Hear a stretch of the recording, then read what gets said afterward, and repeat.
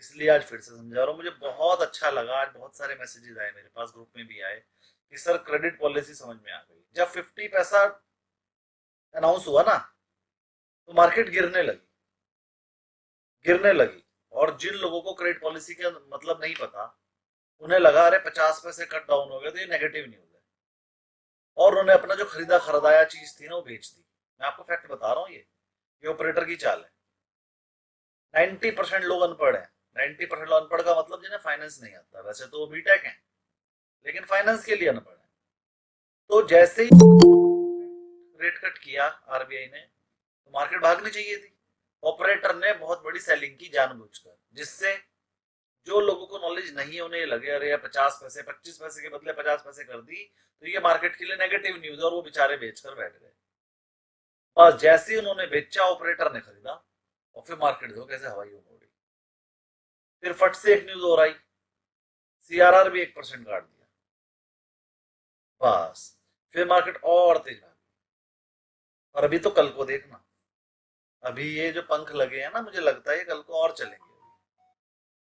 DII की खरीदारी आई है 9,000 करोड़ आज। अभी एफआईआई शुरू नहीं हुए, और अभी शॉर्ट कवरिंग का डेटा है, 25,000 के ऊपर मार्केट ने क्लोज दिया है। किसी भी वजह से अगर कल मार्केट 25,100 चली गई, तो 25,800 की इंतजार करो बस। 500 पे भी नहीं रुकेगी। अगर कल मार्केट में बढ़ गई, तो कल ही 25,500 दिखा देगी, या परसों तक दिखा देगी। मतलब कल से, या तो अब फ्राइडे हो गया, आज आज 25,500 दिखा देती। फ्राइडे में बाइंग सब कम करते हैं। अगर ये मंडे गैप अप खुल गई, मान लीजिए 100 पॉइंट गैप अप ही खुल गई, तो 25,100 पे तो खुलेगी। शॉर्ट कवरिंग शुरू। जिन लोगों ने 25,000 की शॉर्ट मार के रखी है, और वो कौन है, एफआईआई। 25,000 की शॉर्ट मार के रखी है, वो सारी कवरिंग करेंगे। 500 पॉइंट तो कुछ होते ही नहीं शॉर्ट कवरिंग में। लेकिन ये शॉर्ट कवरिंग क्या होती है, ये सर कितना भगा सकती है मार्केट को, ये सब हम आपको एनआईएसएम 8 में सिखाएंगे। शॉर्ट कवरिंग की पावर भी आपको पता नहीं है। शॉर्ट कवरिंग वो चीज है जो मार्केट को 1,000 पॉइंट बढ़ा सकती है एक दिन में। शॉर्ट कवरिंग मुझे सबसे बढ़िया लगती है। शॉर्ट कवरिंग, बाइंग मुझे इतनी पसंद है, इतनी शॉर्ट कवरिंग पसंद है। अब शॉर्ट कवरिंग है क्या, उस पर 4 क्लास लगेंगी मेरी, 3-3 घंटे। वो एनआईएसएम 8 में लगेगी। चलिए, तो ये प्रॉफिट बुक करते हैं, शॉर्ट को करके रखते हैं, उसकी प्रॉफिट बुकिंग। लेकिन उसे पहचानेंगे कैसे कि शॉर्ट कवरिंग कर लिया है, ये चीज 8 में सीखेंगे। सर ये पहले न्यूज में आया था जो 50 बीपीएस करके, वो क्या चीज थी? वो पॉइंट था कि वो पॉइंट था? 50 बेसिस पॉइंट मतलब 0.50%। ये जो बीपीएस का फुल फॉर्म वो क्या है? बेसिस पॉइंट्स, बी का मतलब बेसिस, बी का मतलब points, BPS, basis points. 50 basis points मतलब 0.50%। 0.50%। सर आज वीडियो नहीं ऑन कर रहा हूँ मैं, एक्चुअली ट्रैफिक में फंसा हुआ, तो मैं ऑडियो फोन से ही लूंगी। कोई बात। चलिए, किसी की क्वेरी है तो बोलिए, वरना हम 6 लेसन स्टार्ट करेंगे।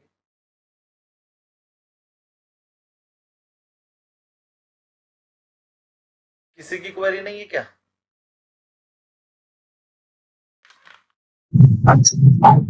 थोड़ा सा फास्ट होता है। एक ही पूछ सर, एक ही पूछना है सर। बोलिए। सर ये सीआरआर जो 100 पॉइंट कम हुआ, 100 दिखा रहा था, मैंने 1% आपने बोला। सर इसका इम्पैक्ट क्या हुआ वो मुझे समझ में नहीं आया। सीआरआर क्या होता है बताया, बताइए, आप ही बताइए। Cash reserve ratio. Cash reserve ratio क्या होता है, इस कैश रिजर्व रेशो। मैंने सर कंफ्यूज कर रहा हूँ सर, मैं एक्चुअली आज आज ही रिवीजन किया, लेकिन सर इतने सारे सर वो है ना, तो ओवरलैप कर रहे सर, वो मैंने सीआरआर अभी मैं दोबारा, एक्सप्लेन नहीं कर पाऊंगा। मैं दोबारा समझा देता हूँ। सीआरआर, कैश रिजर्व हाँ। रेशो, वो है जो पैसा आपको अपने पास या आरबीआई के पास रखना पड़ता है टोटल डिपॉजिट की परसेंटेज। तो जितने भी डिपॉजिट्स आपको मिले हैं, एफडी वगैरह या किसी भी तरीके से डिपॉजिट्स आपने ले रखे हैं मार्केट में से, उस डिपॉजिट्स का कुछ परसेंटेज आरबीआई ने कहा है कि आप बिल्कुल रेडी रखो, कि अगर कभी कोई डिमांड कर ले भैया मुझे पैसे चाहिए, तो उसे मिल जाए।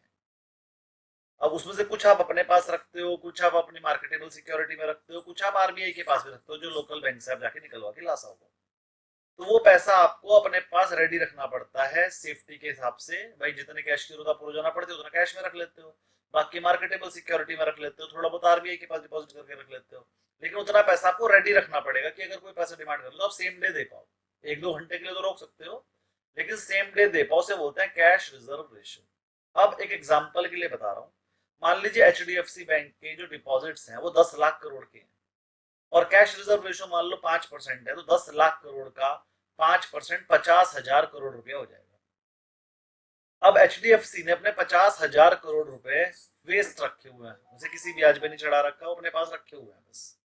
अब आरबीआई ने कहा जो कैश रिजर्व रेशियो 5% था उसे घटा के मैंने 4% कर दिया, तो जो 50,000 करोड़ थे कैश रिजर्व रेशियो के नाम पे वो रह जाएंगे 40,000 करोड़, 4% हो गया।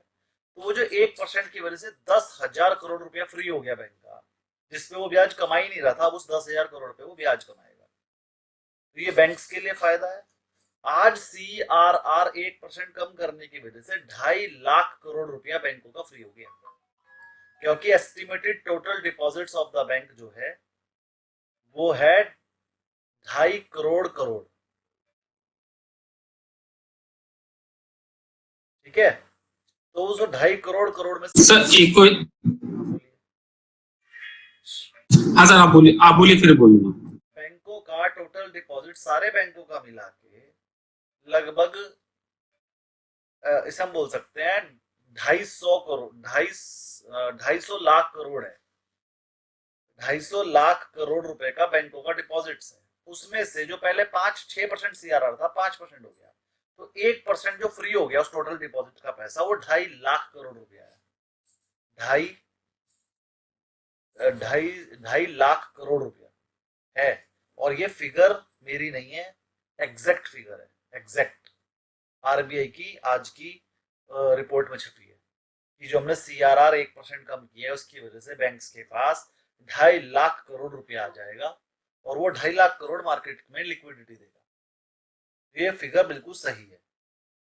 तो 2.5 लाख करोड़ रुपया जो बैंकों का फ्री हो गया, जिसको उन्हें कोई ब्याज नहीं मिलता था वो उन पे ब्याज मिलने लगा, तो बैंकों के लिए पॉजिटिव। और जब बैंकों के पास इतना ज्यादा पैसा चला जाएगा तो वो बैंक मार्केट में डाल देंगे पैसा, तो मार्केट के लिए पॉजिटिव। जब पैसा इतना सारा मार्केट में आ जाएगा हम लोगों के पास रहेगा तो हम खर्चा करेंगे, तो कंपनियों के लिए प्रॉफिट पॉजिटिव, उनकी सेल बढ़ेगी, डिमांड बढ़ेगी, लिक्विडिटी बढ़ेगी। तो हर तरह से मार्केट के लिए और ग्रोथ के लिए पॉजिटिव है। वैसे इतनी बढ़िया ग्रोथ आई है हमारी, अभी इतना कुछ कर दिया ना, अब तो ग्रोथ और तेज जाएगी हमारी। आप समझ रहे हो? तो हर तरीके से हाँ सर। अब आपकी क्वेरी। सर पर इन्फ्लेशन की बात सर, पर सर सर इसमें जो हाउसिंग लोन का फैक्टर बोल रहा था कि रेट डाउन हो जाएंगे, तो वो इंटरेस्ट रेट बैंक किस हिसाब से डाउन करता है? बैंकों को जो पैसा पहले ज्यादा रेट में मिल रहा था, अब उन्होंने आरबीआई ने रेट ही कम कर दिया। कल ही समझाया था ना, बैंक जिस रेट पर आरबीआई से पैसा लेता है उसे बोलते हैं रेपो रेट। तो बैंक आरबीआई ने अपना जो ब्याज लेने वाला जो रेट था जो बैंकों से वो लेता था वो कम कर दिया। तो बैंकों को कम ब्याज पे पैसा मिल रहा है, जब बैंकों को कम ब्याज में मिल रहा है तो वो भी तो आगे कम कर देंगे रेट। तो अब आने वाले एफडी के रेट कम जाएंगे और बॉन्ड्स। नहीं, इसमें आरबीआई की इंस्ट्रक्शन होती है कि ये इतना कम करे या बैंक अपने हिसाब से करता है कि इतना कम? इंस्ट्रक्शन तो नहीं होती। अब मान लो एचडीएफसी बैंक कह रहा है मैं तो नहीं करता, लेकिन एक्सिस कर देगा, आईसीआईसीआई कर देगा, एसबीआई कर देगा, तो एचडीएफसी भी तो कंपटीशन में, उसे भी तो करना पड़ेगा, वरना कोई उससे लोन लेगा ही नहीं। ओके, धीरज जी की क्वेरी खत्म। सुदीप जी आप बोलिए। सर जैसे ये CRR कम हुआ तो इसमें पब्लिक को क्या फायदा? होम लोन सस्ते हो जाएंगे, अब बैंक को दो तरीके से जो लोन समझिए मेरी, वो सस्ते हो जाएंगे, मतलब रेपो रेट और ये कि जो कम। बिल्कुल बिल्कुल सस्ते हो जाएंगे। बैंक को क्या फायदा पहले वो समझ लेते हैं, क्योंकि बैंक को फायदा होगा तभी तो वो पब्लिक को फायदा देगा। बैंक को आज दो तरह के फायदे हुए। पहला, जो पैसा उसे 6% में मिलता था 5% में मिलने लगा, तो पहला फायदा तो सीधे सीधे दिख रहा है कि उसकी जो उसकी बोरिंग कॉस्ट है वो 1% से कम। दूसरा फायदा, टोटल पैसे का 6% वो वेस्ट में पड़ा रहता था। पैसे का 6% वो वेस्ट। अब अगर उसके पास 100 रुपए होते थे तो उसे 94 से करना पड़ता था, 6 रुपए तो उसके बेकार ही पड़े रहते थे, से बिजनेस करता था। अब 94 रुपीज पे मान लीजिए वो 10% कमा रहा है तो उसने 9 रुपए 40 पैसे कमाए, लेकिन जब उसने 100 रुपए पे कैलकुलेट करते तो 10% नहीं होता था, तो 9.4% होता था, मतलब 0.6% उसकी कॉस्ट जो है बिल्कुल वेस्ट थी। वो 10% कमा सकता है, लेकिन CRR के चक्कर में 6 रुपए तो उसके वेस्ट है, तो वो 9.4 रुपीज ही कमा पाता था अपने 100 रुपए में। लेकिन अब वो 9.4 की जगह 9.5 कमा पाएगा, क्योंकि अब उसके CRR 6 की जगह हो गया 5, तो अब 95 से बिजनेस कर पाएगा। तो अब जो उसकी कॉस्ट पहले उसको 9.4% वो कमा पा रहा था, वो 9.5% कमा पाएगा, मतलब बैठे बिठाए उसका प्रॉफिट अपने आप लगभग 10% से बढ़ गया। 10% से, हाँ 10 पैसे बढ़ गया। 100 रुपए प्रॉफिट पहले था 9.4, अब है 9.5, तो प्रॉफिट में डायरेक्टली 10% का उछाल आएगा। बैंकों के सबके प्रॉफिट बहुत दमदार आने वाले हैं इस बार, अब जो 3 महीने बाद आएंगे, बहुत ही दमदार। सारे बैंक पॉजिटिव, HDFC बैंक खरीद लो इस टाइम, कोई सा भी बैंक खरीद लो, बैंक भागेंगे।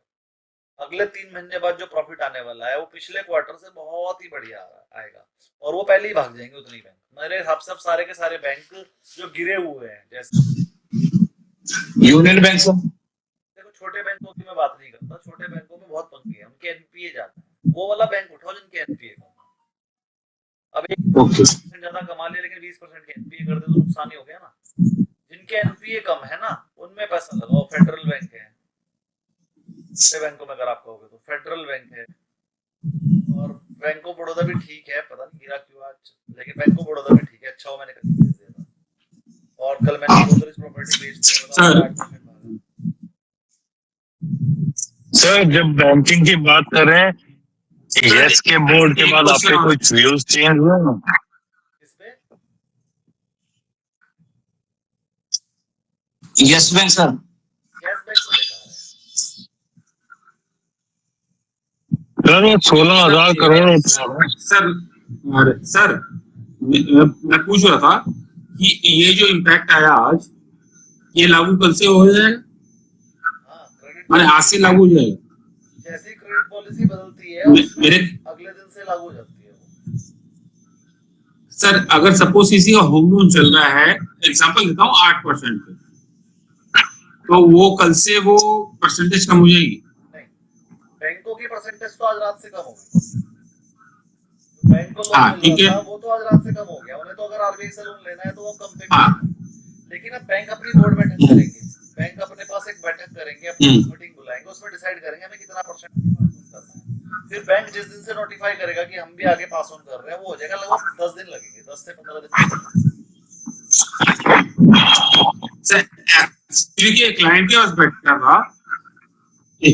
बैठा था, उसको समझा रहा था, उसने क्वेश्चन किया मेरे को कि आज जो RBI का रेपो रेट कम हुआ, CRR कम हुआ, उससे मेरे को क्या है? तो मेरे को उतनी नॉलेज थी नहीं, मैं बोल नहीं पाया। मैं किसी माइक ऑन है, मैं उसको बोल नहीं पाया ये चीज सभी ऑन है। एक मिनट में देखता हूँ किसको ऑन है। सर मेरा था, सॉरी। ठीक है, आप बोलिए। सर मैं जनरल क्वेश्चन कर रहा हूँ। मैं क्लाइंट के पास बैठा था, उसमें मेरे को SIP बेचनी थी, तो डिस्कस करना था। तो उसने मेरे को क्वेश्चन किया कि आज रेपो रेट कम हुआ, CRR कम हुआ, इससे मेरे को क्या फायदा? मेरे एक होम लोन चल रहा है, मेरे एक पर्सनल लोन चल रहा है, आज जो रेट कट हुआ तो मेरे पर क्या इम्पैक्ट पड़ेगा? तो मेरे को इतनी नॉलेज थी नहीं, तो मैं बोला हाँ रेट कम हुआ तो आपको भी फायदा होगा। तो कितना फायदा हो मैं आपको कल बताऊंगा। लोन 2 तरीके के होते हैं जो बैंक देता है। एक होता है फ्लोटिंग रेट, ये आपके पास ऑप्शन होता है आप कौन से रेट का लोन लेंगे लोन लेते समय। अब अगर मान लीजिए आपने एक फिक्स रेट लोन ले लिया, चाहे RBI रेट कम करे चाहे ज्यादा, मेरा तो रेट ही रहेगा, तो फिर आपको इस रेट कट का कोई फायदा नहीं होगा। लेकिन अगर आपने फ्लोटिंग रेट ले रखा होगा तो वो इस चीज पे डिपेंड करता है, जैसे RBI रेट घटाएगा आपका भी घट जाएगा, जैसे RBI रेट बढ़ाएगा आपका भी बढ़ जाएगा, और वो आज रात से ही हो जाएगा। फ्लोटिंग के केस में आज रात से हो जाएगा। फिक्स के केस में क्या होता है, आपने लोन ले लिया है, वो फिक्स रेट लोन है, अगर RBI ने रेट कट कर दिया है तो आप बैंक में जाके अप्लाई कर सकते हो, सर रेट कम हो गया मेरे भी कर दीजिए। और अगर बैंक नहीं कर रहा है तो आप दूसरे बैंक में अप्लाई कर दो, सर मेरा लोन टेक ओवर कर लीजिए। तो दूसरा बैंक आपका लोन टेक ओवर भी कर सकता है कम रेट पे, क्योंकि उसका तो कम रेट चल रहा है।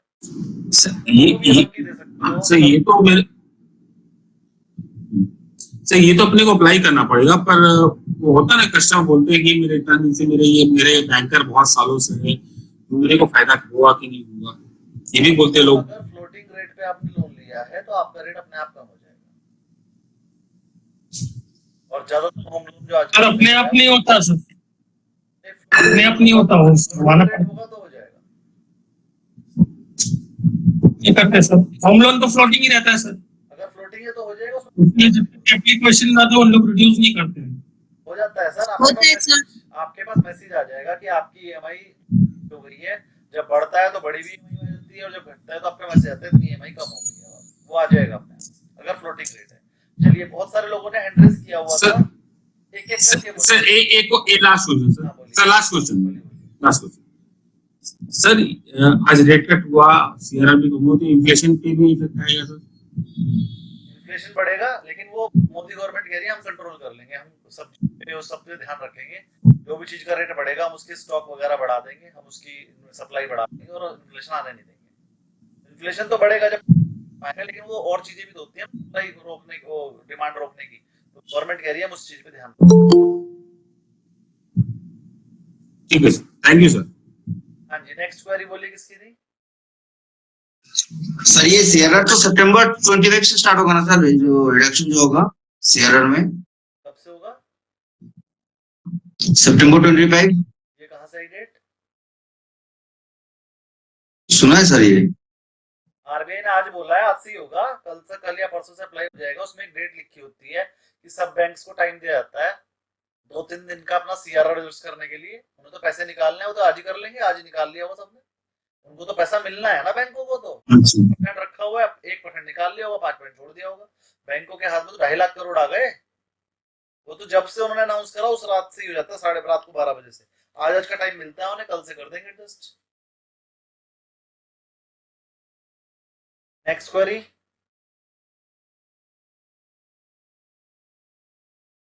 और कोई क्वेरी नहीं है? सर एक क्वेश्चन की क्वेरी थी सर। सर मैंने जहाँ तक सुना है, ये I think at the beginning of the month they apply.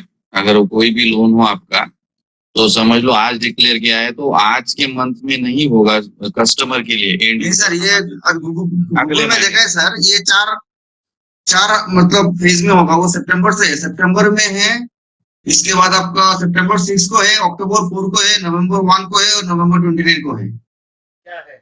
This reduction will be carried out in 4 equal tranches of 25 bps, each with effect from the fortnights beginning September 6, October 4, November 1 and November 29, 25. ने जो 1% दिया है उसका time बता दिया मैंने, वो report अभी पूरी है। तो जो अगर आरबीआई ने कुछ डेट्स गिवन है तो वो डेट्स के हिसाब से होगा। अगर डेट्स दिया हुआ है सर, सितंबर दिया हुआ है। डेट्स गिवन नहीं होती तो वो इंस्टेंट होता है कि जब उन्होंने बोला उस रात की 12 बजे से हो जाएगा। यहाँ पे डेट दिया हुआ है सर, मतलब 4 उसमें हिस्से में होगा, क्योंकि वो डेट दिया हुआ है। करना इजी भी नहीं है बैंक्स के लिए भी। वो 25-25 पैसे करके तो कर लेंगे, 1% डायरेक्ट कर देंगे तो बैंक भी बेचारा पागल हो जाएगा, इतना पैसा कहाँ रखूं।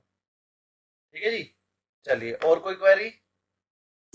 सर लास्ट क्वेरी क्वेश्चन है कि page number 132, page number 132, page number 132। हाँ जी। क्वेश्चन नंबर 1, सैंपल क्वेश्चन का question 1। Focus of microeconomics is on Yes, sir. that influence aggregate supply मतलब total and demand in an economy such as unemployment rates। ये वो कह रहा है micro economics का जो फोकस तो मैक्रो का हो गया। होता है, नहीं होता सर। माइक्रो इकोनॉमिक्स का होता है इंडिविजुअल पे। इंडिविजुअल मतलब किसी एक चीज का, एग्रीगेट का होता है मैक्रो इकोनॉमिक्स में। मैक्रो इकोनॉमिक्स में पढ़ते हैं employment rate, domestic rate, GDP, overall, ये सब कुछ हमने कहाँ पढ़ाया था आपको मैक्रो इकोनॉमिक्स में। माइक्रो इकोनॉमिक्स में तो मैंने कहा था छोटी चीजें पढ़ते हैं, अरे एक प्रोडक्ट का रेट कैसे बढ़ गया, कम कैसे हो गया, ये सब। माइक्रो मतलब छोटी। सर ये एग्रीगेट ही, सर वो एग्रीगेट का ही यहाँ पे थोड़ा वो ठीक है, उसी में कंफ्यूजन आ गया था। कोई नहीं, एकदम ध्यान रखना है आपने ये वर्डिंग्स में ही वर्डिंग्स, सर वर्डिंग्स में ही ओवरलुक कर गया सर, वर्डिंग्स की ही वजह से। ये सर वर्डिंग का एक खेल। एक्चुअल क्या है, हमने 11th 12th में नहीं पढ़ी। जिसने नहीं पढ़ी उसे समझ में नहीं आएगा, लेकिन मैंने सीए में पढ़ी है। तो सीए की एंट्रेंस में इकोनॉमिक्स थी, और ये 11th क्लास में जब आप सीबीएसई में पढ़ते हो तो ये पहला ही चैप्टर होता है डिमांड एंड सप्लाई का। तो जब आप वहां पर पढ़ते हो उसकी डेफिनेशन ही यही है, एग्रीगेट डिमांड के बारे में अगर डिस्कस करेंगे तो मैक्रो इकोनॉमिक्स है। तो जिसने पढ़ा होगा उसे तो वर्ड याद आ जाएगा, आपके और मेरे लिए तो ये नया ही है। तो हमें तो जब कोई बताएगा तभी समझ में आएगा ना, अब आपको पता चल गया, आप याद रखेंगे। और ये इंपॉर्टेंट क्वेश्चन है, जो सैंपल क्वेश्चन वाले 4-5 क्वेश्चन होते हैं ना, ये आपके एनआईएसएम के मॉड्यूल के हैं। ये मोस्ट इंपॉर्टेंट क्वेश्चन होते हैं जो सैंपल क्वेश्चन के नाम से रिलेशन के पीछे है। ये तो मोस्ट इंपॉर्टेंट क्वेश्चन है, तो पढ़कर जरूर जाना, ये आ जाते हैं पेपर में। अब बोलिए सचिन जी आपकी क्वेरी। सर अभी फाइनेंशियली 3 बड़ी एक्टिविटी हुई है सर। एक तो अपना लास्ट वीक जीडीपी का डेटा आया है, बहुत बढ़िया आया था। फिर अभी कुछ दिन पहले एक न्यूज आया था कि 500 के नोट के 500 के नोट को लेकर एटीएम में जो उसका ट्रांजेक्शन क्लोज हो रहा है, न्यूज़ नहीं है, चलो उसका कुछ तो हाँ उसका कोई ज्यादा इम्पैक्ट नहीं है। तो और तीसरा ये आया सर, तो इसका ओवरऑल इम्पैक्ट तो हमने बैंकिंग सेक्टर में तो है, ठीक है, लेकिन इसके अलावा और किसी सेक्टर में इसका इम्पैक्ट आएगा सर? इंटरेस्ट रेट कम हुए तो रियल्टी सेक्टर भागेगा, ऑटो सेक्टर भागेगा, हर वो चीज भागेगी जो लोन पे चलती है। हर वो कंपनी को फायदा जिस पे कर्जा ज्यादा है उसका इंटरेस्ट रेट कम हो जाएगा, इंटरेस्ट का बर्डन कम हो जाएगा। तो ओवरऑल सबको फायदा है। ऐसी कोई जगह ही नहीं, ऐसी कोई कंपनी नहीं है जो बैंकिंग से जुड़ी हुई ना हो जिससे इंटरेस्ट रेट का फायदा ना मिले। हर एक बंदे को फायदा, हर एक कंपनी को फायदा, चाहे थोड़ा हो चाहे ज्यादा हो। ज्यादा फायदा किसको है? रियल्टी सेक्टर और ऑटो सेक्टर को। तो सर मतलब मॉनेटरी पॉलिसी में ऐसा क्या रहता है जिसमें जो दूसरे सेक्टर्स है जो जो लोन डिपेंडेंट नहीं है, जैसे प्रोडक्शन मैन्युफैक्चरर्स जो हैं उनके एग्जांपल दो जो लोन, जैसे फार्मा कंपनी हो गई सर, फार्मा कंपनी पे लोन नहीं है, उनका ब्याज का रेट कम हो गया, ब्याज कम हो गया उनका, जो हर साल 500 करोड़ जा रहा था अब 400 जाएगा। कुछ तो फायदा हुआ ही है, इंटरेस्ट रेट तो बचा ही है। बिल्कुल सही कह रहे हैं आप, फार्मा कंपनी को खास बेनिफिट नहीं होता, भाई इतना ही बेनिफिट होता है, थोड़ा ब्याज कम हो गया, लेकिन कुछ तो हुआ। तो अल्टीमेटली फायदे की चीज तो है ना, हर बंदे के लिए फायदा है, बस नहीं ओवरऑल तो फायदे का है सर। हाँ, तो इसीलिए मार्केट भागेगी। अपन सेक्टर स्पेसिफिक बात नहीं कर सकते, this is a generalize. Sector specific करेंगे। रियल्टी सेक्टर को बहुत फायदा है। रियल्टी सेक्टर में अगर आधा % भी इंटरेस्ट रेट कम हो जाता है ना, तो होम लोन की डिमांड बढ़ जाती है। सबसे पहले तो होम फाइनेंस कंपनी जितनी भी है तो होम लोन देती है, LIC housing finance, PNB housing finance और सारे बैंक्स, इनको फायदा हुआ सबसे पहले। दूसरे नंबर पे फायदा हुआ रियल्टी कंपनी को, उनके अपने जो फ्लैट नहीं बिक रहे तो बिक जाएंगे। तो दूसरा एक फायदा ये भी है, ज्यादातर रियल्टी कंपनी अपने जितने भी प्रोजेक्ट बनाती है लोन लेके तो बनाती है।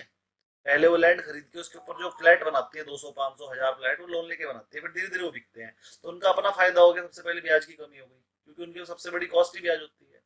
तो रियल्टी सेक्टर का सबसे ज्यादा फायदा है। मैंने कल जब अपना गोदरेज प्रॉपर्टी बेचा था तो आपसे ये कहा था कि मुझे डाउटफुल लग रहा है, ये RBI गवर्नर बहुत टाइम से घटाया जा रहा है, पता नहीं इस बार 25 पैसे ज्यादा घटाया ना घटाया। तो मैं रिस्क नहीं लेना चाह रहा था, मेरा गोदरेज प्रॉपर्टी प्रॉफिट में आ गया था, लेकिन मैं रो रहा था ये क्या हो गया। कल मैंने छोटे से 50,000 के प्रॉफिट पे निकाल दिया, अगर रख लिया होता तो कम से कम 1.5 लाख का प्रॉफिट होता है एक ही लॉट पे, क्योंकि आज वो 8% भागा है। तो पहले से पता था मुझे अच्छे तो गोदरेज प्रॉपर्टी भागेगा, और ऑपरेटर भी बैठा था उसके अंदर, तो तभी वो 8% भागा। और कौन सा रियल्टी सेक्टर का शेयर 6-7% भागा है भाई पूरे। सर ITT सीमेंटेशन भी सर भाग रहा है सर एक हफ्ते से। तो कैश का शेयर है, मैं फ्यूचर वालों पे ही काम करता हूँ।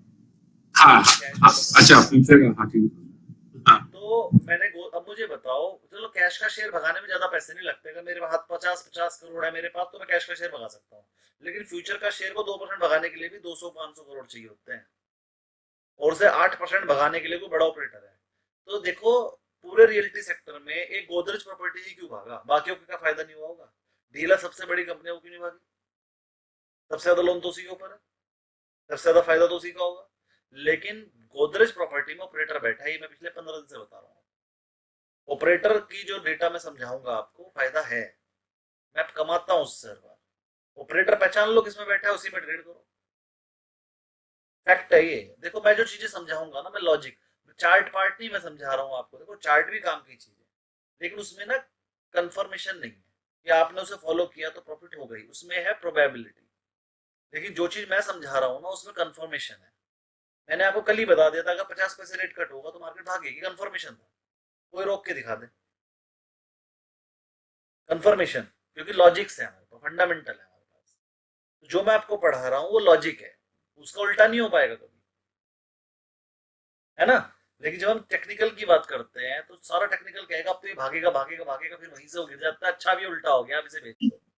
टेक्निकल यही कहता है ना, जब तक हमें लगता है ठीक है वो बिल्कुल सही भाग बात रहा है। है और अगर वो फेल हो गया तो अब ये नेगेटिव हो गया, अब चार्ट बदल गए हैं, तो जो आपने पॉजिटिव की तरफ बैठे थे अपना पॉजिटिव में लॉस बुक कर लो, नेगेटिव में बैठ जाओ, और पता चला जैसे आप नेगेटिव में बैठे थोड़ी देर में फिर वहां से भी ऊपर बाउंस कर गया, ओहो फिर से चार्ट चेंज हो गए हैं, अब ये नेगेटिव में लॉस बुक कर लो, फिर से पॉजिटिव में बैठ जाओ। तो टेक्निकल और फंडामेंटल में बहुत बड़ा डिफरेंस है। टेक्निकल कभी भी चेंज हो जाता है और यही उसका रूल है कि वो कभी भी चेंज हो सकता है। फंडामेंटल हमेशा फंडामेंटल रहेंगे।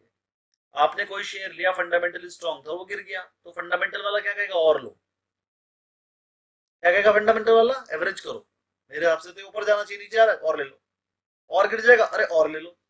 फंडामेंटल वाला कभी नहीं कहेगा स्टॉप लॉस ले लो, वो तो कहेगा और लो। टेक्निकल वाला कहेगा अरे यार मेरे हिसाब से ऊपर जाने और चलो स्टॉप लॉस लगाओ। तो ये डिफरेंस है। चलिए और कोई क्वेरी किसी की? सर ट्रेलिंग आप हमेशा स्टॉप लॉस क्या है?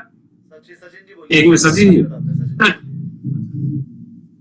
सर आप हमेशा ऑपरेटर की बात करते हैं सर, जब एमआरपीएल डेटा देखो तो उसमें तो इतनी सारी कंपनी में ऑपरेटर बैठा हुआ दिखता है, तो उसमें से आप फिल्टर आउट कैसे करते हो कि मेरे को किसमें करना?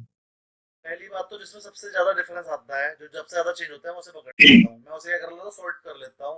किसी में ऑपरेटर 1% लेके बैठा है, किसी में 2.5%, किसी में 4%, किसी में 8%, मैं 8% वाला पकड़ लेता हूँ। मैं तो उसको कंसेक्यूटिव डेटा बना के मैं पुल अप कर भी रहा हूँ सर वो डेटा, तो उसमें तो ऑपरेटर में 30% तक का डेटा दिखाता है सर, अगर आप हर दिन का जोड़ो तो। यही तो डिफरेंस है ना, अभी मैंने आपको सिखाया नहीं है। वो 30% नहीं देखना मुझे, टोटल डेटा कितना है मुझे वो नहीं देखना, चेंज कितना हुआ है मुझे वो देखना है। क्योंकि जितने भी बंदे फ्यूचर में पोजीशन लेके बैठे वो ऑपरेटर नहीं है। ऐसा भी तो हो सकता है ना कि कोई बंदा कोई म्यूचुअल फंड लेकर बैठा हो, बड़े हेजिंग करके बैठा हो, हेजर्स भी तो हो सकते हैं, वो तो हर महीने ले ही लेते हैं। चेंज कितना हुआ, एक नया बंदा आके कितना लेके बैठ गया, मैं डेली बेसिस पे डिफरेंस चेक कर रहा हूँ। मैं सबके आंसर दूंगा, पहले सचिन जी का खत्म होने दीजिए। तो मैं डेली बेसिस पे मैंने डिफरेंस का एक कॉलम बनाया हुआ है, आपने देखा भी था, मैंने जब शीट भेजी 2 कॉलम बनाए हुए हैं। डिफरेंस भी देखता हूँ और परसों वाला भी देखता हूँ, मतलब एक दिन में कितना डिफरेंस हुआ, मैं दोनों डिफरेंस देखता हूँ। देखता मैं एक दिन वाला ही हूँ लेकिन लगा मैंने दोनों, फिर मैं वहां से अंदाजा लगाता हूँ। फिर मेरे को और भी चीजें देखने आती है, मुझे तो पीसी रेशो भी देखना आता है, मुझे तो ऑप्शन चेन भी देखने आते हैं, फिर मैं वो भी, उसके बाद टेक्निकल भी चेक कर लेता हूँ उसका। और जो चीज मेरे को चारों तरफ से कंफर्मेशन देती है कि चलो ये तो भाई सही, मैं उस पर ही ट्रेड करता हूँ। क्योंकि मेरे पास इतना पैसा नहीं कि मैं 10 चीजों में ट्रेड कर सकूँ, मेरे पास इतना ही पैसा है मैं 1 या 2 चीजों के लॉट लेके बैठ जाऊँ। जब मुझे 100 ऑप्शन है, 100 में से 2 छाटने हैं, तो मेरे को जितनी चीजें आती है मैं सारी लगाऊंगा ना। तो मुझे ऑप्शन चेन के हिसाब से भी देखना आता है, मुझे पीसीआर रेशो भी पता है, मुझे टेक्निकल भी पता है, फंडामेंटल भी पता है और ऑपरेटर का डेटा भी पता है, मैं पांचों लगा लेता हूँ। पांचों लगाने के बाद जो उनसे शेयर पे मेरा ठुक बैठता है कि चलो ये वाला, और वो ज्यादा बढ़ा ना हो, जिस दिन ऑपरेटर उठाता है जी उस दिन बढ़ जाती है, अगर वो बढ़ गया तो मैं उसे छोड़ दूंगा। मान लो मुझे तो एक दिन लेट पता चलता है ना डेटा, अब मान लो जिस दिन ऑपरेटर आया उसी दिन बढ़ गया शेयर, तो मैं उसे छोड़ दूंगा, मैं नहीं करूंगा उसमें काम, क्योंकि ऑपरेटर ने पहले ही बढ़ा लिया, पता नहीं कब एग्जिट कर जाए। जो शेयर नहीं बढ़ा होगा मैं उसी पे काम करूंगा, जो मेरे लेने के बाद बढ़े। ये बहुत सारे क्राइटेरिया है, जब आप इसमें काम करोगे ऑपरेटर डेटा में, किसी किसी में आपको लॉस होगा, किसी में प्रॉफिट होगा, तो आपको अपने एक्सपीरियंस से 2-3 महीने में समझ में आ जाएगा ऑपरेटर डेटा पे कैसे काम करना है। हर चीज आएगी तो एक्सपीरियंस से ही ना, कोई भी चीज को मैं नहीं समझा सकता, याद रखिएगा। अगर आप सोचेंगे सर समझाएंगे और रट्टा मार लेंगे, जो सर कहेंगे वो करेंगे, ऐसे तो कभी आप एनालिस्ट ही बनोगे। एनालिस्ट बनने के लिए तो आपको लॉस भी अपने आप करना पड़ेगा, प्रॉफिट भी करना पड़ेगा, और लॉस करोगे तभी याद रहेगा वो। लॉस हमेशा याद रहता है। 1 रुपए का भी लॉस हुआ होगा ना, सर मैंने एक ट्रेड किया था पहली जिंदगी में, पहली बार मेरे 10 रुपए का लॉस हुआ था, आज तक याद होगा वो। लॉस याद रहता है और वही सिखा कर जाएगा आपको, लॉस से ही सीखोगे, प्रॉफिट से नहीं कोई सीखता।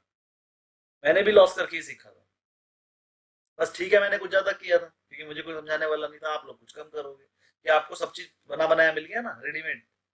ये ऑपरेटर डेटा निकालने में मुझे 10 साल लगे, ऑपरेटर डेटा मेरा पिछले साल ही मैंने सीखा है, तो ऑपरेटर डेटा निकालना मैं 1 साल से कर रहा हूँ। 1 साल पहले मुझे ऑपरेटर डेटा नहीं आता था, है ना। उससे पहले मैं जितने भी बैच पढ़ा उसमें ऑपरेटर डेटा मैंने किसी को सिखाया ही नहीं, मुझे ही नहीं आता था। ये तो ऐसी एक बार मैं बात कर रहा था स्टूडेंट से कि ऐसे करके डेटा आता है, हम ऐसा भी बना सकते हैं। मेरे खुद के मन में आ गया यार मैं बना सकता हूँ इसे, तो इससे तो फायदा हो सकता है। मैं रात को बैठ गया, एक्सेल शीट मुझे पूरी बनानी आती थी, मैंने बना दिया अपने डेटा। फिर मैंने उस पर काम करना शुरू करा, तो 2-3 महीने बाद मुझे उसमें प्रॉफिट होने शुरू हो गए। मैंने कहा तो काम की चीज है, फिर मैंने उसे पढ़ाना स्टार्ट कर दिया। ये ऑपरेटर डेटा मेरा अपना बनाया हुआ है और अपने स्टाइल से बनाया हुआ। हो सकता है आप नए स्टाइल से कुछ और बना दो, मैं आपको सिखा दूंगा अपने वाला। उसके बाद अगर आपको लगता है मैं तो इसमें कुछ और भी निकाल सकता हूँ, कोई और तरीके से डेटा निकाल के उसका यूज कर सकता हूँ, तो मुझे भी बता देना, हो सकता है वो आपका ज्यादा अच्छा तरीका हो। चलिए सर, क्लियर हो गई आपके सचिन जी? क्योंकि पढ़ाना भी है, देखो 8:45 तो 8:45 हो गए, 10 हो गए। सुदीप जी आपकी क्वेरी बोलिए सर। सर ये ट्रेलिंग स्टॉप लॉस क्या है सर? ट्रेलिंग स्टॉप लॉस का मतलब होता है जैसे आपने 100 रुपए में कोई चीज खरीदी सर मैम, इसके बाद बताएंगे बिल्कुल सुदीप जी के बाद। ट्रेलिंग स्टॉप लॉस का मतलब होता है कि जैसे आपने कोई 100 रुपए की चीज खरीदी और आपने स्टॉप लॉस लगाया उसमें 98 का, अब वो आइटम हो गई 105 की। अब एक तरीका तो 105 में बुक कर लो, एक तरीका ये जो 98 का जो स्टॉप लॉस है उसे ऊपर ले आओ कि कम से कम आपको लॉस तो ना हो। अब मान लीजिए आप उस 98 को बढ़ाकर ले 103 पे, तो अब क्या होगा, 105 की चीज अगर 103 आएगी तो आप बेच दोगे, तो कम से आपको 3 रुपए का प्रॉफिट कंफर्म हो गया। ये ट्रेलिंग स्टॉप लॉस का ऑप्शन आपकी ही ऐप में होता है कि आपने अगर ट्रेलिंग स्टॉप लॉस लगा दे तो आप उसे ऑर्डर दे सकते हो कि जैसे ही मेरा शेयर 5 रुपए बढ़े तो मेरा जो स्टॉप लॉस है अपने आप 3-4 रुपए पर आ जाए। ये आप बताओगे उसे कि हर कितने रुपए के बाद मेरा ट्रेलिंग स्टॉप लॉस चेंज करना है। तो जैसे ही वो शेयर उतने रुपए बढ़ेगा आपका स्टॉप लॉस अपने आप बिड है अपने आप ऊपर हो जाएगी बिड। और ट्रेलिंग स्टॉप लॉस बहुत काम की चीज है अगर किसी को ज्यादा डर लगता हो, वो बुक भी नहीं करना चाहता लेकिन लॉस भी नहीं करना चाहता। अगर एक बार कोई चीज प्रॉफिट में आ जाए उसके नीचे ट्रेलिंग स्टॉप लॉस लगा दो, मतलब जैसे ही वो आपके उस ट्रेलिंग स्टॉप लॉस को छुएगी तो आपकी चीज बिक जाएगी और आपको प्रॉफिट बुक हो जाएगा, कम लॉस तो नहीं होगा ना कम से कम, ठीक है ना। तो ट्रेलिंग स्टॉप लॉस इसे बोलते हैं और ये फंक्शन है। क्लियर हो गया सर आपको? Okay sir, thank you. Radha ji आपका क्वेश्चन वही है जो हमने कल बताया था?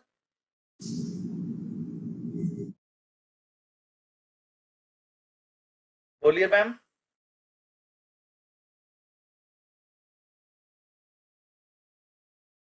मैम क्वेरी बोलिए आपकी।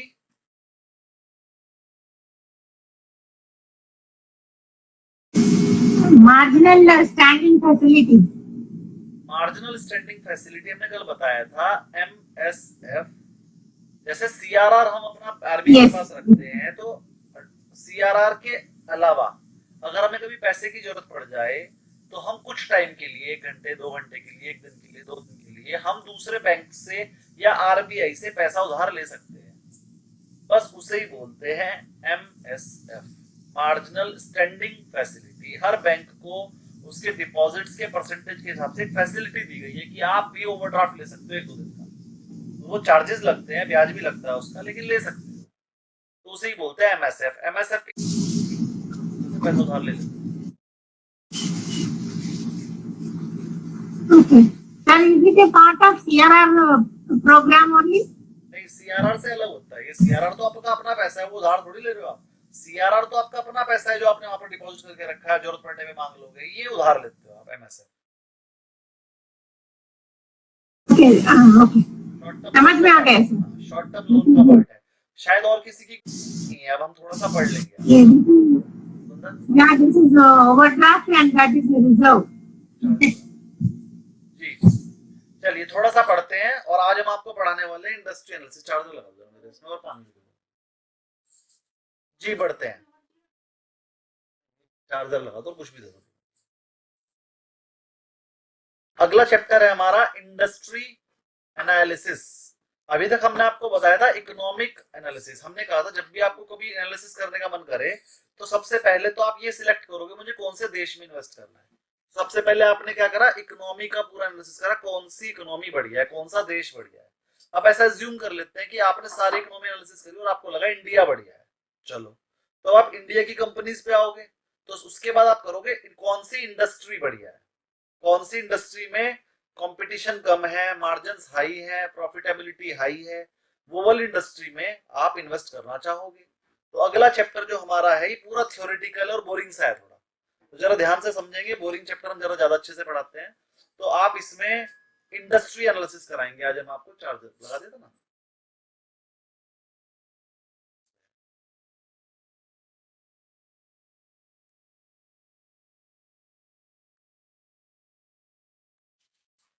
आज हम पढ़ाने वाले हैं आपको इंडस्ट्री एनालिसिस पढ़ते हैं। सर इंडस्ट्री एनालिसिस कैसे करते हैं, उसका फ्रेमवर्क क्या है? इंडस्ट्री एनालिसिस फ्रेमवर्क, सबसे पहले तो आपको अंडरस्टैंड करना पड़ेगा इंडस्ट्री का ओवरव्यू, इंडस्ट्री कैसे काम करती है। देखो सारी चीजें आपको बैलेंस शीट और ट्रेडिंग की नहीं बताएगा, कुछ चीजों को लेना आपको ग्राउंड पे उतरना पड़ेगा। जैसे अगर मैं सोलर के बारे में बात करूं तो आपको कुछ नहीं पता, लेकिन मुझे बहुत कुछ पता है। ऐसे ही अगर मैं किसी डॉक्टर से कहूं फार्मा इंडस्ट्री के बारे में, या किसी केमिस्ट से कहूं तो फार्मा इंडस्ट्री के बारे में ज्यादा जानता है, हम नहीं जानते। जैसे एक खबर आई ल्यूपिन के ऊपर, फेड ने, वो क्या होता है वो जो बार बार वो बैठ जाता है, यूएस का एक डिपार्टमेंट होता है जो ड्रग्स वगैरह की चेकिंग करता रहता है बार बार, एफडीए एफडीए होता है शायद। तो यूएस एफडीए ने सर्च बिठा दी ल्यूपिन पे, तो एक नॉर्मल आदमी को क्या लगेगा, जैसे कि इनकम टैक्स ने छापा मार दिया। अगर यूएस एफडीए ने ल्यूपिन के ऊपर ही कह दिया भैया मैं तेरे 10 ड्रग चेक करूंगा, ये नॉर्मल बात है, हर 6 महीने में उसे चेक करता ही रहता है हर कंपनी को, ये नॉर्मल बात है।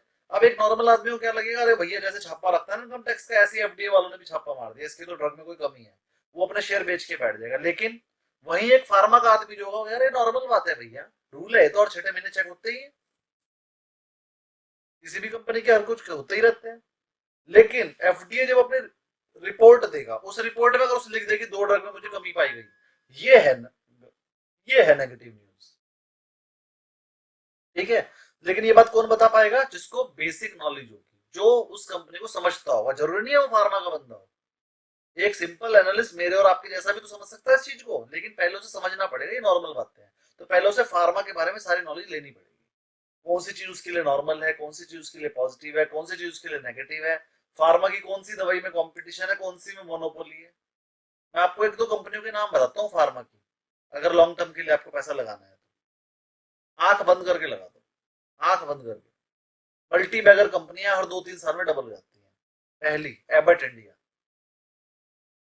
पहला कंपनी बता रहा हूँ जो कैश की, और मैं रिकमेंड कर रहा हूँ, वरना मैं कैश की कंपनियों को ज्यादा ध्यान देता नहीं हूँ। एबट इंडिया कंपनी का शेयर बहुत महंगा है, शायद होगा 10,000 रुपए का, मतलब 5 से 10 के बीच में है। लेकिन आप उसके पिछले 10 साल 15 साल का चार्ट देख लीजिए, वो हर 2 साल में 3 साल में डबल हो जाता है। और एबट इंडिया कंपनी एक ऐसी कंपनी है जिसकी सारी की सारी दवाइयों की मोनोपोली है, और जो दवाइयां एबट इंडिया की है ना, जो काम वो करती हैं, वो कोई और कंपनी कर ही नहीं सकती। एबट इंडिया की आप कोई सी भी दवाई किसी भी रोग के लिए, किसी भी अपनी बीमारी के लिए खा लो, फट से ठीक कर देगी। उससे महंगी महंगी दवाई आप इनकी खा लो, कुछ नहीं होगा। 31,000 शेयर प्राइस, कितना? 31,300। 31,000, 31,000 का हो गया, बताओ। 1-2 साल पहले देखा था मैंने, खुद लिया था एबट इंडिया का, 12,000 रुपए का शेयर था। बताओ 31,000 हो गया, बताओ 2-3 साल में डबल छोड़ो तो ट्रिपल हो गया। तो मीन्स कहने का एबट इंडिया में अब भी लगा दो आप पैसा, ये 31,000 है, 2-3 साल में फिर 50,000 मिलेगा आपको। तो एबट इंडिया एक ऐसा शेयर है जो भागता ही रहेगा, किसकी जो मार्जिन है ना, कुछ दवाइयां इसकी मोनोपोली वाली हैं, वो 50% का मार्जिन लेके बेचता है, और इसके अलावा वो वाली दवाई किसी और कंपनी के पास है ही नहीं। तो एबट इंडिया कोई बहुत बड़ी कंपनी नहीं है, छोटी सी कंपनी है, लेकिन इसकी दवाइयां इतनी बढ़िया है और मोनोपोली वाली है, जो इसके अलावा किसी और के पास है ही नहीं। 50% का मार्जिन है कंपनी का ही, डॉक्टर वॉक्टर को कुछ नहीं देते ये। 50% का मार्जिन तो कंपनी का ही है। आप इसके पीई रेशियो, आप इसके वो देखो, रिटर्न ऑन इक्विटी देखो, रिटर्न वो सब देखोगे ना, बहुत हाई है दूसरी कंपनियों से, इसलिए ये कंपनी इतनी ज्यादा ग्रोथ कर रही है, इसके प्रॉफिट मार्जिन बहुत ज्यादा है। तो अगर आप मान लो इसमें, अब एक चीज और बताता हूँ, टीटी के प्रेस्टीज में पैसा लगा दो।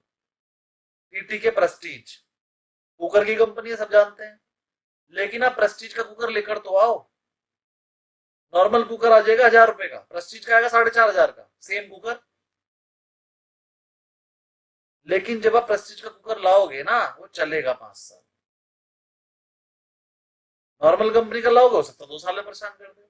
यही कारण है कि लोग उस 1,000 की चीज को 5,000 में खरीद लेते हैं, या 2,000 में, 3,000 में खरीद लेते हैं। क्लियर समझ में आ रहा है आपको? तो टीटी के प्रेस्टीज में पैसा लगा सकते हो। एक और कंपनी बताता हूँ आपको, बोरोसिल, जो हाई क्वालिटी ग्लास बना, आपको बोरोसिल का लगभग यही पता है, बस बोरोसिल जो है कांच के बर्तन बनाती है, लेकिन भाई इतना ही पता है आपको। लेकिन बोरोसिल पहली कंपनी है जिसने माइक्रोवेव ओवन में बर्तन रखने शुरू किए, कांच के बर्तन सबसे ज्यादा बोरोसिल के बिकते हैं जो माइक्रोवेव में यूज हो जाए। ठीक, बोरोसिल वो कंपनी है जिसने टफन ग्लास इंट्रोड्यूस किया। अब तो बहुत सारी कंपनियां बनाने लगी, लेकिन पहली बार जो टफन ग्लास इंट्रोड्यूस किया था वो बोरोसिल ने किया था। जितने भी हाई क्वालिटी के पैनल बनते हैं, ये हाई अडानी पडानी जितने भी पैनल बना रहे हैं, उसके ऊपर जो ग्लास लगाने का काम कर रही है वो बोरोसिल का, उसमें मार्केट शेयर सबसे ज्यादा है। यानी कि अगर सोलर कंपनियां चलेंगी तो बोरोसिल का को तो प्रॉफिट होना ही होना है। तो बोरोसिल आपको नहीं पता क्या क्या काम करती है, लेकिन मैं बता रहा हूँ, और उसके हाई क्वालिटी पे काम करती है, हाई मार्जिन पे काम करती है। तो बोरोसिल में पैसा लगा दो, भागेगा ही भागेगा शेयर। मतलब ये मोनोपोली वाली कंपनी है। चौथी कंपनी का नाम बताता हूँ, नेस्ले। नेस्ले, मैं 3-4 चीजों के नाम बताऊंगा जो उसकी मोनोपोली है बिल्कुल। बच्चों का दूध, मिल्क पाउडर आता है ना, सेरेलैक, सब बच्चे वही पीते हैं, है ना। किसी भी बच्चे की माँ से पूछ लो, उसे नहीं पता वो नेस्ले कंपनी का है, उसे ये पता है बच्चे को सेरेलैक पिलाना है। बच्चे का दूध आता है वो मिल्क पाउडर, किटकैट, जो भी नाम से आता है मुझे नहीं पता, लेकिन नेस्ले कंपनी वाला सबसे ज्यादा चलता है ना। चलो, एक मिल्की बार के नाम से एक चॉकलेट आती है। आप 100 कंपनियां देख लो चॉकलेट की, सब ब्राउन चॉकलेट बना रही है। मुझे पसंद नहीं है, मुझे व्हाइट चॉकलेट पसंद है। व्हाइट चॉकलेट में इनकी मोनोपोली, एक ही कंपनी बना रही है बस, नेस्ले, मिल्की बार। मेरे पूरे सहारनपुर में सिर्फ 4 शॉप पे मिलती है मिल्की बार, और मेरे को शौक है, मैं जाता हूँ उनके पास, भैया पूरा डिब्बा दे दो। मैं जाता हूँ, पूरा डिब्बा ले आता हूँ। उन्हें पता है गुप्ता जी आएंगे, डिब्बा ही खाएंगे। वो मेरे चक्कर में एक डिब्बा एक्स्ट्रा मंगा के रखता है, चारों के चारों बंदे। सर 50 पैसे वाली है ना वो? अरे 50 पैसे की नहीं है, 20 रुपए की है। चॉकलेट की बात करो, और रखी है कि हमारी। सही है सर, बिल्कुल सही है सर।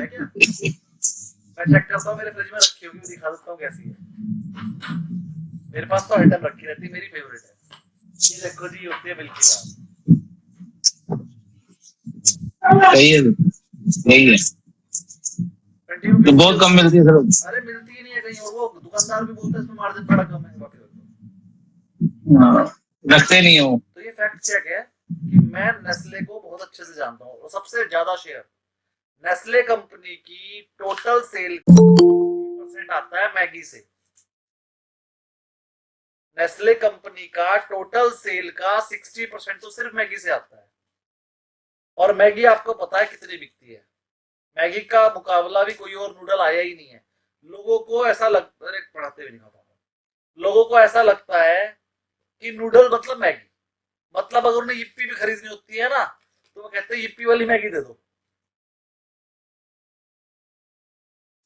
yippee मैगी बोलते हैं। हाँ, मतलब लोगों को ये पता है मैगी मतलब मैगी, मतलब यस यस अगर घर में लोग yippee भी खा रहे होंगे ना ITC की, और पूछेंगे क्या बनाया, मैगी बनाई है, yippee नहीं बोलेगा कोई, बना yippee रे, कहेंगे मैगी बनाई है। थोड़े दिन पहले मैंने एक नूडल खाया स्मिथ एंड जॉन्स का। इजी डे में गया मैं, वहां पर स्मिथ एंड जॉन्स पे एक फ्री था, तो मुझे थोड़ा सस्ता लगा, मैं चलो भर लो, मैगी तो खाई जाती है घर में। मैंने स्मिथ एंड जॉन्स बनाया, उसका भी टेस्ट अच्छा है, सस्ते के चक्कर में मंगाया। लेकिन जब भी बच्चों को मैगी मतलब नूडल्स खाने होते थे, तो मम्मी से बोलते थे मैगी बना दो, बनता स्मिथ एंड जॉन्स था। लेकिन मैगी अपने आप में इतनी पॉपुलर है कि नूडल्स कोई बोलता ही नहीं है, और नूडल्स को सोचते हैं कि नूडल्स मैगी होता है। तो मैगी वो चीज है, तो मोनोपोली आइटम है। इतने ब्रांड आ गए, yippee शिप्पी टिप्पी पिप्पी, कुछ नहीं चल रहा, बस मैगी बिकती है। मैगी 12 रुपए की है, और वही पैकेट yippee का लोगे 10 रुपए का है। अब 15 हो गई, वाइफ साथ में बैठी है, वो फैक्ट चेक बताती रहती है। अब मैगी 15 रुपए की हो गई है, लेकिन yippee लोगे तो शायद 12 का मिल जाएगा, लेकिन लोग मैगी ही लेते हैं। जिनको मैगी चाहिए उन्हें मैगी ही चाहिए। yippee बना के रख दो ना, ये नहीं मैं खाता, दूसरा मैगी बना के लेके आओ। बहुत है मेरे पास ऐसे, मेरे रिश्तेदार आते हैं तो हम स्मिथ एंड जॉन्स खा लेते थे, yippee खा लेते, सस्ती पड़ती थी। लेकिन मेरे रिश्तेदार है, अरे यार ये क्या बना दिया, नूडल्स मतलब मैगी, मैगी ही चाहिए। तो वो जो सब बना कर दिया था ना, yippee शिप्पी सब कूड़े में गया, मैगी लेकर आया, फिर उन्हें मैगी बना कर दी। तो जो मैगी के दीवाने वो मैगी ही खाएंगे। तो आपको इंडस्ट्री, कौन सी इंडस्ट्री में मार्जिन ज्यादा है ये चेक करना पड़ेगा। उसके बाद आप जाओगे कंपनी पे, पहले इंडस्ट्री फिक्स करोगे, भाई ये वाली इंडस्ट्री में जाना है, फिर उस इंडस्ट्री की कौन सी कंपनी के मार्जिन बढ़िया है, रेट बढ़िया है, पीई रेशो वाली बात तो लास्ट में आएगी। सबसे पहले आपने इकोनॉमी एनालिसिस करना होता है, फिर इंडस्ट्री एनालिसिस करना होता है। अब इंडस्ट्री एनालिसिस कैसे करते हैं वो सिखा रहा हूँ, बहुत बड़ा लेसन नहीं है और ज्यादा मुझे पढ़ाना नहीं है, थ्योरी है, आपने खुद पढ़नी है। मैं इसमें से जो बिल्कुल प्रैक्टिकल चीजें हैं जो आपके काम की वो पढ़ा दूंगा, और छोटा सा लेसन है 10-7-8 पेज का, आधे घंटे में हो जाएगा। आधा घंटा हम 10:30 बजे तक क्लास लेंगे और इसे खत्म कर देंगे। पढ़ते हैं जी। सबसे पहले हम डेफिनेशन बताएंगे आपको, definition and scope. Define the industry, सबसे पहले तो आपको इंडस्ट्री के बारे में पता होना चाहिए, एंड इट्स बाउंड्रीज, कि वो कैसे काम करती है, उसको प्रॉफिट कैसे हो सकता है, लॉसेस कैसे हो सकते हैं, उस इंडस्ट्री के सारे पॉजिटिव और नेगेटिव आपको पता होने चाहिए। प्रोडक्ट और सर्विस की नॉलेज होनी चाहिए आपको, क्या प्रोडक्ट और सर्विसेज दे रही है। Identify the key offerings and market segment, और मार्केट सेगमेंट भी पता होने चाहिए, कैसे क्या काम हो रहा है। मार्केट का साइज पता होना चाहिए, टोटल मार्केट का साइज कितना है, एंड ग्रोथ रेट पता होना चाहिए। Evaluate current market size and expected growth, और आपको ये भी पता होना चाहिए अगर हम ज्यादा मेहनत करेंगे तो क्या इस कंपनी की ग्रोथ आ सकती है। अरे कंपनी को तो ग्रोथ तब आएगी ना जब मार्केट में ग्रोथ आएगी। ग्रोथ क्या होता है, मान लो पूरी कंपनी पूरे इंडिया में, अगर हम मैगी की सेल, नूडल्स की सेल गिन लें, देखो मैं बताता हूँ, पूरे इंडिया में नूडल्स की सेल का टोटल किया हमने, नूडल्स की सेल का टोटल किया तो हमें पता चला कि सर 1 लाख करोड़ की नूडल्स बिक जाते हैं। उस 1 लाख करोड़ में से 70,000 करोड़ के, 1 लाख करोड़ में से 70,000 करोड़ तो नूडल नेस्ले के बिकते हैं, बचे हुए 20,000 करोड़ के आईटीसी के बिक जाते हैं, और बचे हुए 10,000 करोड़ में बहुत सारी कंपनियां हैं, 100 कंपनियां। तो हमें समझ में आ गया कि इस टाइम पर पूरी मार्केट का जो साइज है वो 1 लाख करोड़ है नूडल्स का। अब मैगी क्या कर सकता है, ज्यादा से ज्यादा ये कर सकता है, भैया जो ईपी बिक रही है उसकी बिकेगी नहीं, मेरी बिक जाएगी, यही तो कर सकता है ना। मतलब अगर मैं मैगी की बात करूं तो मैगी की सेल बढ़ने के आसार बहुत कम है मैगी की, क्योंकि 70% शेयर तो पहले उसके पास है। ज्यादा से ज्यादा क्या कर सकता है, ईपी का भी खा लेगा शेयर, 80 हो जाएगा, 90 हो जाएगा बस। लेकिन ईपी के बढ़ने के कितना आसार है, ईपी का शेयर 20% है, मैगी के पास 60 है। अगर वो कुछ अच्छा कर ले तो ईपी के बढ़ने के आसार ज्यादा है। अगर ईपी का शेयर 20% से बढ़ के 30% भी हो गया ना, तो भैया उसकी सेल 1.5 गुना हो गई। ये आईटीसी का ही है सर? आईटीसी का ईपी, और बहुत बढ़िया है, जैसे टेस्ट जिसको अच्छा है सर, हाँ तो ईपी खाएगा। जैसे मेरे बच्चों को मैगी पसंद, अच्छा है, मुझे ईपी पसंद, क्वालिटी में भी अच्छा है। अच्छा है। अगर किसी को स्पाइसी खाना है तो वो ईपी और स्मिथ एंड जोन्स पे जाएगा, जिसको नॉर्मल खाना है प्लेन, वो मैगी खाएगा। बच्चे मैगी खाते हैं। चलिए, तो अगर मान लीजिए ईपी की सेल जो मार्केट शेयर हो 20% से बढ़कर सिर्फ 25% हो जाए, चलो 20% से बढ़ के 25%, 5% का शेयर तो ले सकता है, कोई बड़ी बात नहीं है। अगर मार्केट शेयर 20% से बढ़कर 25% हो जाए तो उसकी सेल पे देखो क्या फर्क पड़ेगा। जो पहले 2 लाख करोड़ की सेल कर रहा था वो 2.5 लाख करोड़ की करने लगा, तभी तो 20 से 25 हुआ। तो सीधे सीधे उसकी सेल जो है लगभग 25% बढ़ गई, और 25% सेल छोड़ो 5% भी बढ़ जाएगी तो शेयर 5% भागता है। तो छोटी कंपनी जिसके पास मार्केट शेयर कम है उसमें ग्रोथ के प्रोस्पेक्टिव ज्यादा होते हैं, और जो कंपनी पहले ही बड़ी है उसमें ग्रोथ ज्यादा नहीं आएगी, वो मेंटेन कर सकती है अपनी ग्रोथ को, कि वो 10% की ग्रोथ हर साल कर रही है अपना रेट बढ़ा बढ़ा के। अब मैगी अपनी ग्रोथ कैसे कर रही है, मार्केट शेयर तो बढ़ नहीं रहा उसका, रेट ही बढ़ाई जा रही है, मार्जिन बढ़े जा रहे हैं, तो इस वजह से उसके प्रॉफिट बढ़ रहे हैं। प्रॉफिट बढ़ाने के 2 तरीके हैं, तो सेल बढ़ाओ या मार्जिन बढ़ाओ। सेल तो मैगी की नहीं बढ़ सकती, सेल तो मैगी के पास पहले 70% 60% का शेयर है, वो नहीं बढ़ सकता, तो बढ़ गया जितना बढ़ना था, ऑप्टिमल लेवल पे आ चुका है। अब तो वो अपने मार्जिन बढ़ा सकती है नाम को लेके, यानी कि अब अगर मेरे से कोई कहे नेस्ले में इन्वेस्ट करना चाहिए कि नहीं, तो मैं एक बार को रुक जाऊंगा, तो सर किस में करना चाहिए, आईटीसी में। मगर सर आईटीसी भी तो भागता नहीं है, 4-4 5-5 साल वहीं पड़ा रहता है। सर वो तो फिर बहुत सारे लॉजिक लगाने पड़ेंगे ना, बहुत सारा एनालिसिस करना पड़ेगा। अगर सिर्फ एक पॉइंट पे करना चाहे कि मैगी की सेल, नूडल्स की सेल, तो मैं आईटीसी अच्छा कहूंगा नूडल्स के लिए। अब आईटीसी में भी तो सोच लीजिए, कॉपी किताब भी तो बेच रहा है, कॉपी किताब उसका लॉस में है पूरा सेशन, तो कॉपी किताब वाला उसका सेगमेंट है वो लॉस में है, इस वजह से नहीं भाग रहा। जितना प्रॉफिट वहां से कमाता है एफएमसीजी से उतना ही कॉपी किताबों में दे देता है, बचता क्या है लास्ट में। सिगरेट में भी कुछ नहीं हो रहा आजकल, सिगरेट में भी गवर्नमेंट ने इतने टैक्सेस बढ़ा दिए, उसके मार्जिन कम हो जा रहे हैं, सेल घटती जा रही है। हो सकता है धीरे धीरे सिगरेट बंदी कर दें। चलिए आगे बढ़ते हैं, बहुत बढ़िया बढ़िया प्रैक्टिकल क्लास चल रही है, मजा आ रहा है। कॉम्पिटिटिव लैंडस्केप, सर आपको कॉम्पिटिटिव लैंडस्केप चेक करना पड़ता है, और वो 5 पॉइंट चेक करने पड़ते हैं, उसका नाम है पोर्टर्स 5 फोर्स मॉडल। एक नाम है पोर्टर्स, देखो ये पेपर में आएगा कि पोर्टर्स 5 फोर्स मॉडल के 5 पॉइंट बताओ, तो आपको हेडिंग भी लर्न करनी है। पहला, जब भी आप किसी कंपनी का एनालिसिस, किसी इंडस्ट्री का एनालिसिस करोगे तो आपको 5 चीजों का ध्यान रखना है। पहला, थ्रेट्स ऑफ न्यू एंट्रेंट, कि आपके कॉम्पिटिटर बढ़ सकते हैं क्या। इससे बचने के लिए आपको क्या करना पड़ता है, बैरियर लगाना पड़ता है, रुकावट टू एंट्री। मान लीजिए फार्मा कंपनी में एकदम से कंपटीशन नहीं बढ़ सकता, क्योंकि फार्मा कंपनी में कंपटीशन लाने के लिए आपको पहले बात तो बहुत सारे आपके पास रिसर्च होनी चाहिए। रिसर्च के साथ साथ आपको फिर बहुत सारे एफिलिएशन लेने पड़ेंगे, गवर्नमेंट से अप्रूवल लेनी पड़ेगी, तब जाके आप एक फार्मा कंपनी निकाल पाओगे। फिर फार्मा कंपनी आपने बना भी ली तो फिर उसमें जो ड्रग्स के लाइसेंस लेने पड़ते हैं वो अलग से लेने पड़ेंगे, चलो वो भी ले लिया। तो फिर बेचने का लाइसेंस लेना पड़ेगा, चलो वो भी ले लिया। तो लोगों को कैसे मनाओगे, भैया मेरी ड्रग बढ़िया है, मेरी दवाइयां बढ़िया है। डॉक्टर को कैसे मनाओगे, बहुत ज्यादा एंट्री बैरियर बहुत ज्यादा है फार्मा कंपनी में। तो मतलब थ्रेट्स ऑफ न्यू एंट्रेंट फार्मा में नहीं है, थ्रेट्स ऑफ न्यू एंट्रेंट फार्मा में नहीं है। लेकिन मान लो आपने अपने शहर में, अपने कॉलोनी में एक दुकान खोल ली, डेयरी, दूध बेचते हो आप, तो आपका तो थ्रेट्स ऑफ न्यू एंट्रेंट सबसे ज्यादा है। जैसी आपकी डेयरी चलेगी, आपका पड़ोसी भी डेयरी खोल के बैठ जाएगा, उसमें कोई पैसे थोड़ी लगते हैं ज्यादा। लेकिन वहीं पर अगर आपने सोलर का बिजनेस किया, सोलर का बिजनेस हर कोई नहीं कर सकता, और उसे करने के लिए किसी बड़ी कंपनी की फ्रेंचाइजी लेनी पड़ेगी जो रजिस्टर्ड हो। तो यहाँ पर थ्रेट्स ऑफ न्यू एंट्रेंट थोड़ी कम है, क्योंकि एक हर बंदा तो लेकर बैठ नहीं सकता। पहली बात तो आपको नॉलेज चाहिए उसे खोलने के लिए, दूसरा आपको एक एफिलिएशन चाहिए, किसी रजिस्टर्ड बंदे के नीचे बैठना पड़ेगा। जैसे मान लीजिए आप मेरे अंडर आओ, तो वो भी एक बैरियर, एंट्री बैरियर है कि कोई हर बंदा थोड़ी दे देगा अपने नीचे आपको एफिलिएशन, क्योंकि गलत आप करोगे फंसूंगा मैं, तो हर किसी को ये एफिलिएशन मिलता भी नहीं है। तो ऐसे ही और अगर बिजनेस भी देखोगे, जैसे मैंने फार्मा बता दिया है, वहां पर एंट्री बैरियर नहीं है। एंट्री बैरियर है मतलब वहां पर थ्रेट्स ऑफ न्यू एंट्रेंट नहीं है। थ्रेट्स का मतलब आपके ऊपर एक टेंशन कि आपको कभी भी कुछ हो सकता है, आपके बिजनेस को कभी भी नुकसान हो सकता है। थ्रेट्स ऑफ न्यू एंट्रेंट्स, नए बंदे आकर आपको कंपटीशन दे पाएंगे। तो ये फार्मा में नहीं है, सोलर में नहीं है, लेकिन एफएमसीजी में है। सीए की फर्म खोल लिया आपने, उसमें है। कैसे है भाई, आपने सीए की फर्म, सीए फर्म में भी नहीं है एक तरह से, क्योंकि उसके लिए सीए बनना पड़ेगा। कोई हर कोई थोड़ी खोल कर बैठ जाएगा, जो सीए बनेगा वही बनेगा, और सीए बहुत कम है। तो सीए फर्म में भी नहीं है। लेकिन अगर मैं टैक्स कंसल्टेंसी की बात करूं तो बहुत सारा है, क्योंकि लॉयर तो बनना कोई बड़ी बात नहीं, पैसे देके भी बन जाते हैं, है ना। तो एलएलबी फर्म के लिए थ्रेट्स टू न्यू एंट्रेंट है, लेकिन सीए फर्म के लिए नहीं है।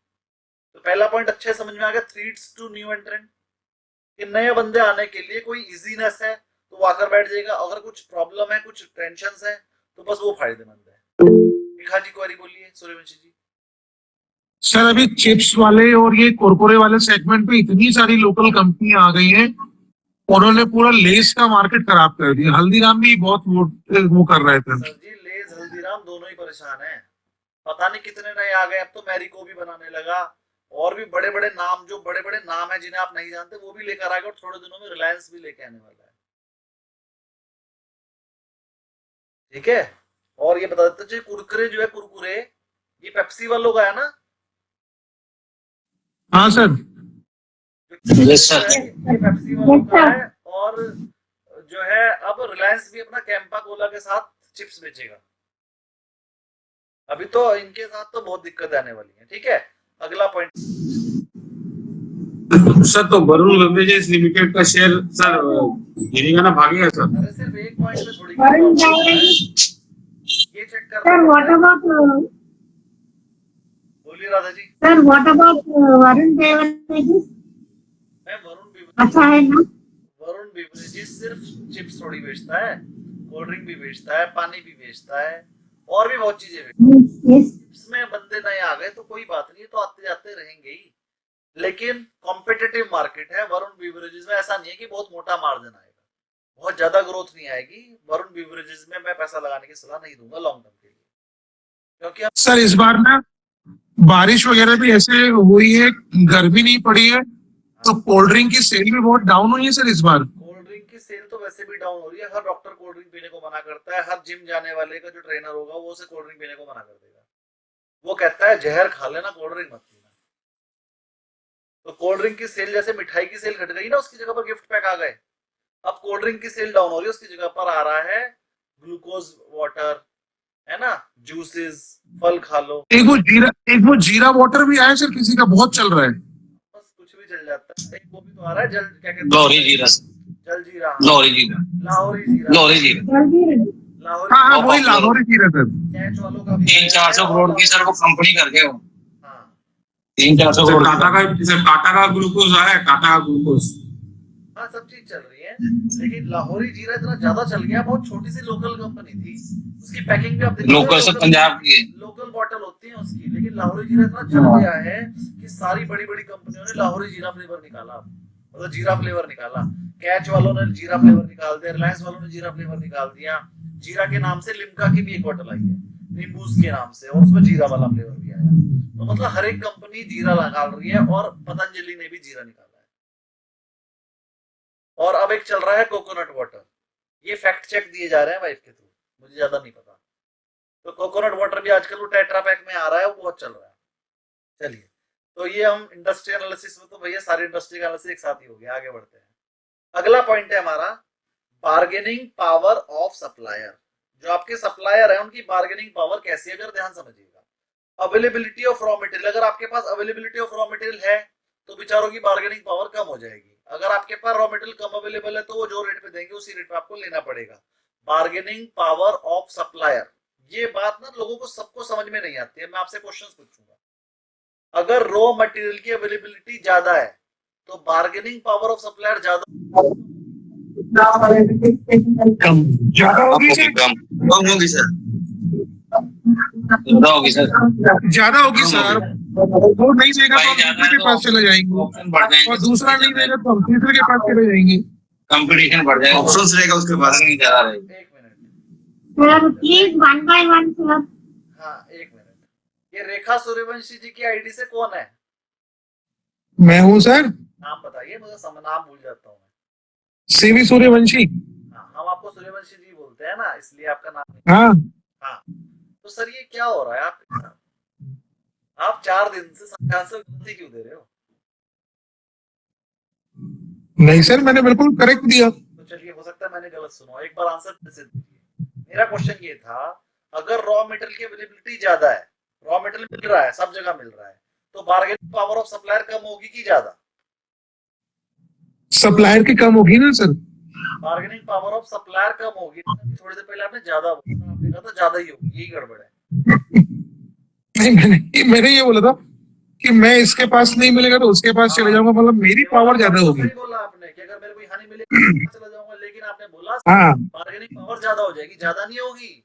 सप्लायर बार्गेनिंग पावर कम हो जाएगी, वो कहेगा भैया जो देना कम हो जाएगी। हाँ, करेक्ट अगर सर। रॉ मटेरियल आपके पास सबके पास अवेलेबल है तो तू नहीं देगा भैया मैं वहां से ले लूंगा, इसकी तो कोई पावर ही नहीं है भाई, ज्यादा मत दिमाग मत खा, देना है दे दे वरना दूसरा खड़ा है यार।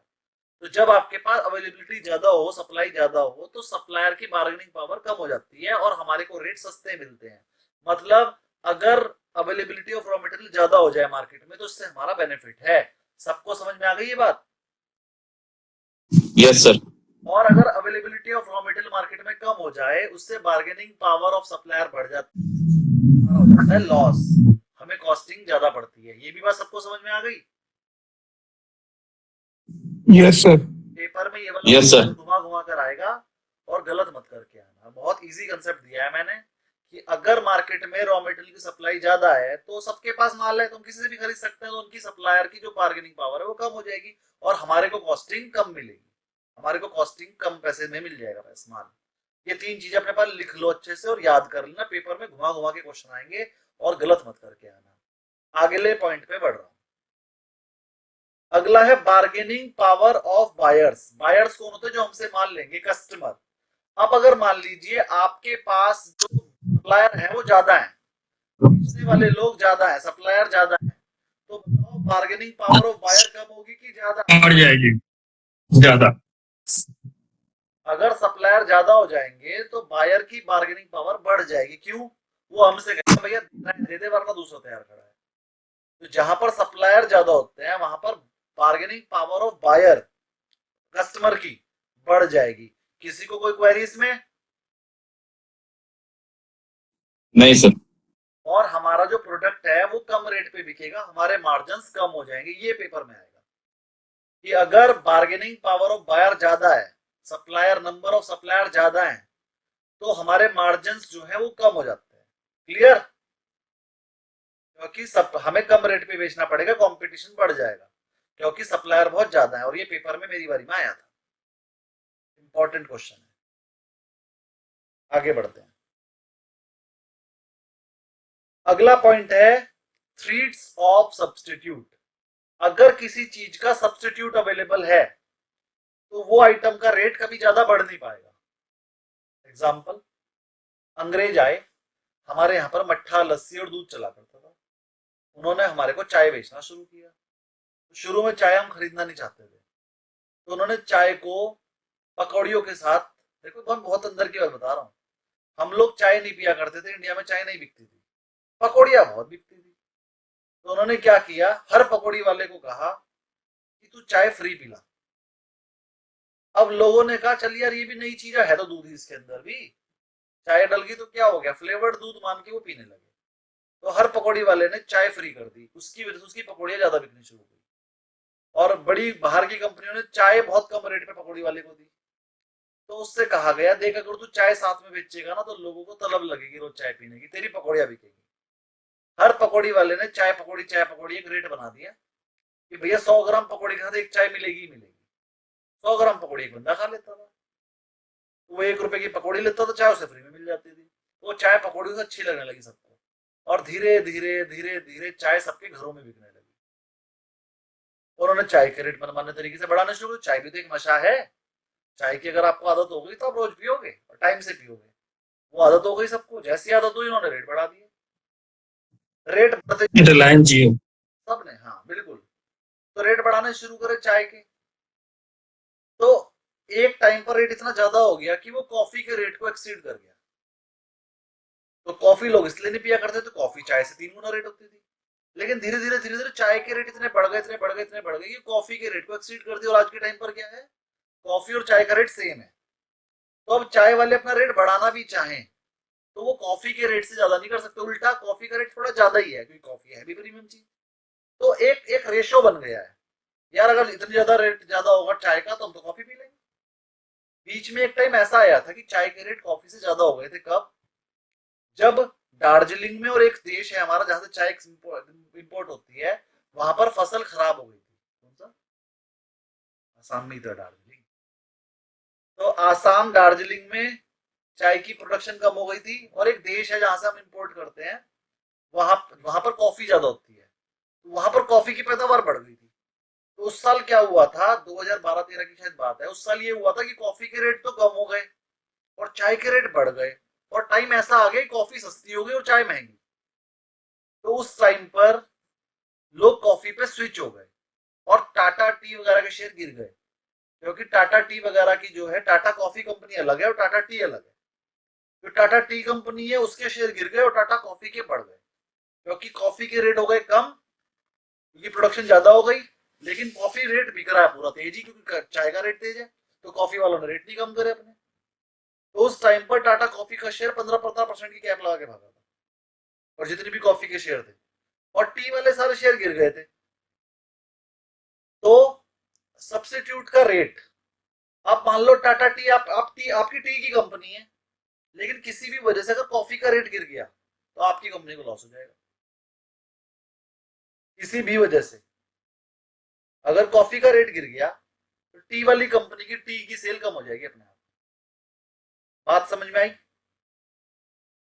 तो जब हम इंडस्ट्री का एनालिसिस करते हैं तो हम ये भी चेक कर लेना चाहिए जो मेरा सब्स्टिट्यूट है, क्या वो किसी वजह से कम तो नहीं हो जाएगा रेट में, क्योंकि अगर सब्स्टिट्यूट का रेट कम हो गया तो आपकी आइटम का रेट भी कम करना पड़ेगा आपको। आई बात समझ में? इसकी कोई क्वेरी? ये बात समझ में नहीं आई सर, चलिए सब्स्टिट्यूट का रेट क्यों कम हो जाएगा?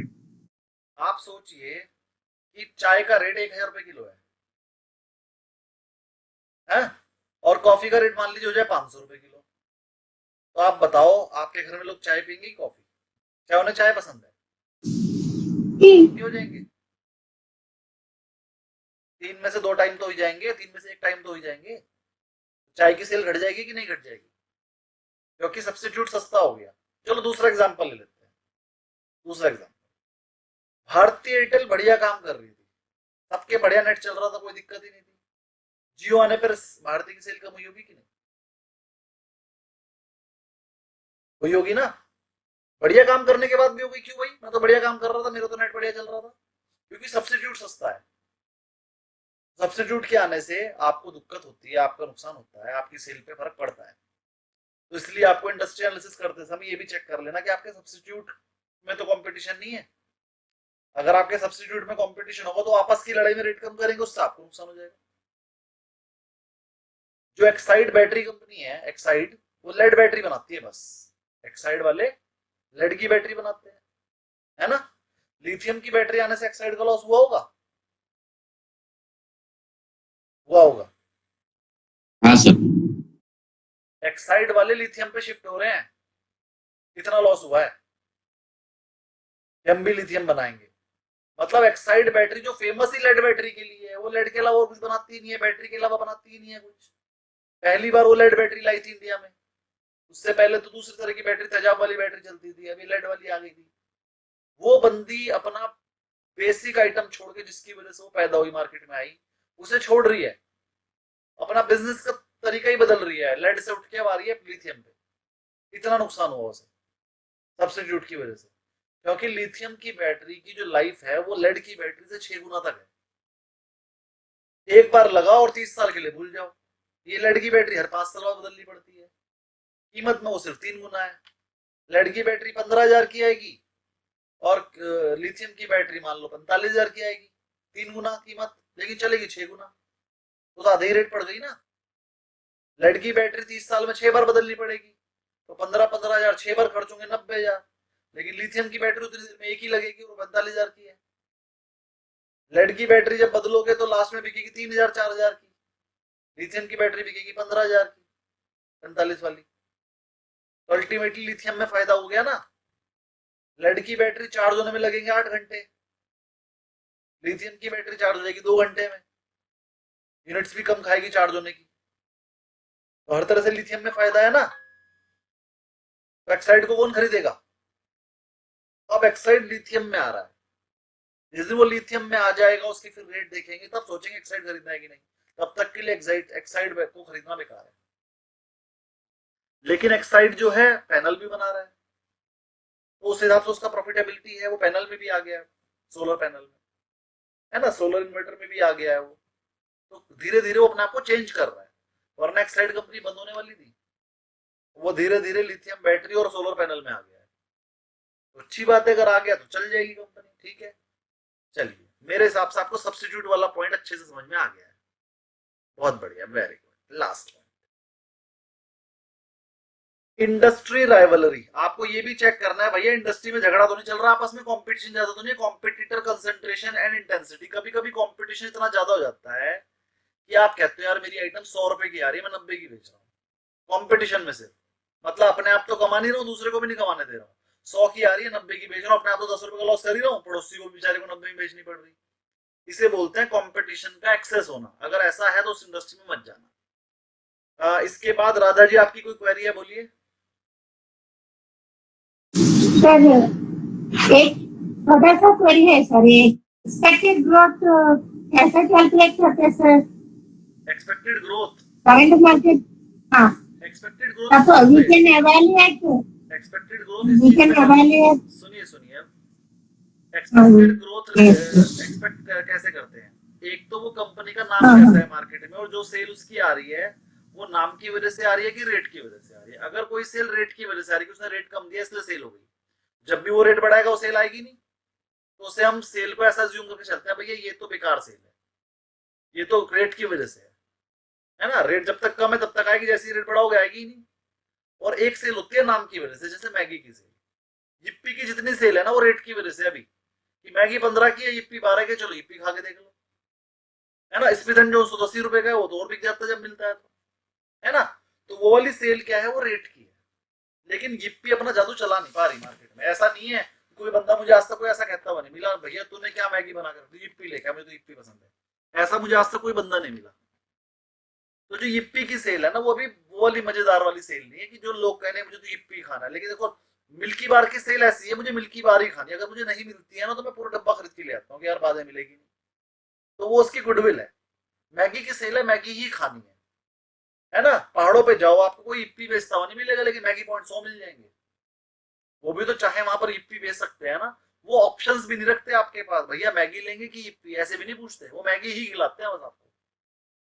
क्योंकि अभी तक उनके पास ऐसी डिमांड नहीं है भैया yippee नहीं है, ऐसा कोई बोलता ही नहीं उन्हें। सब कहते हैं भैया मैगी ही दे दो। तो एक्सपेक्टेड हम ऐसे ही करते हैं, मार्केट का सर्वे करते हैं कि उसकी कंपनी की प्रोडक्ट की डिमांड कैसी है।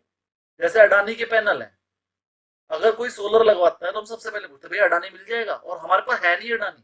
हम कहते हैं सर अडानी तो अभी 2 साल नहीं मिल पाएगा, और कोई कंपनी लगवा लो। मतलब अडानी और टाटा की इतनी सेल है कि मुझे देखते हुए जमाना हो गया, मुझे मिल ही नहीं पा रहा माल।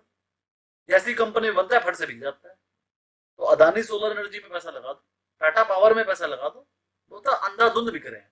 कंपनी की जितनी कैपेसिटी है वो पूरा बना रही है और पूरा बारों बार बिक जाता है। हमारे पास तक आ ही नहीं रहा, एडवांस पेमेंट पे बिक रहा है। 2-2 महीने पहले एडवांस पेमेंट जमा करा रहे हैं, तब 2 महीने बाद भी पूरा माल नहीं मिल पा रहा। 100 पैनल की पेमेंट जमा कराई, डीलर कहता है भैया 50 ही मिलेंगे, 50 2 महीने बाद मिलेंगे, और लेना है ले लो वरना पैसे ले लो। सर तभी टाटा पावर जो है बीच में ही फंसा हुआ है 400 रुपए के अगल बगल। टाटा पावर तो बहुत तेज भाग रहा है, और 300 से 400 आ गया। सर कहाँ सर 440 में दिया हुआ सर। हाँ तो 300 से आया है, पिछले 6 महीने पहले देखो उसका रेट क्या था। अगर कोई चीज 300 से 440 आ गई है तो 1.5 गुनी होगी, 6 महीने में, और कितना भगाओगे। तो सर जैसे 40 में अडानी, सर अदानी की पैनल यदि नहीं मिल रही है तो उसकी सेल में तो फिर फर्क पड़ेगा, भले डिमांड ज्यादा हो। इतनी ज्यादा सेल है उसकी कि वो बना ही नहीं पा रहा। अदानी एनर्जी का सर अडानी की सारी फैक्ट्रियां 100% काम कर रही हैं, बना रहा है उसके बिक जाते हैं, तो सेल तो ऑप्टिमल नहीं। अदानी पावर या अदानी कौन सा सर नाम? Energy solution. अच्छा एनर्जी सोल्यूशन, वो बनाता है पैनल। ठीक है, टाटा पावर की सेल भी बढ़िया है, अडानी से भी ज्यादा टाटा पावर की। देखो फोन आया, उठाओ। चलो जी, थोड़े से टाइम लगा के थोड़ा सा तो कर ले, एक पैरा भी नहीं हुआ। तो हमें समझ में आ गया सर, पोर्टर्स 5-4 बंद करो। हम पोर्टर्स 5-4 मॉडल में 5 लाइन याद करनी है आपको, पेपर में ये लाइंस आएंगी। अंदर का तो जो मैंने समझा दिया ठीक है, लेकिन वहां लाइन आएंगी। पहली क्या है, threats of new entrant, bargaining power of supplier, bargaining power of buyer, threats of substitute और इंडस्ट्री राइवलरी। तो 2 पॉइंट तो थ्रेड्स वाले हैं, 2 बार्गेनिंग वाले हैं और एक इंडस्ट्री राइवलरी है, याद कर लो। Threats of new entrant, threats of substitute, bargaining power of supplier, bargaining power of buyer, और 5वीं है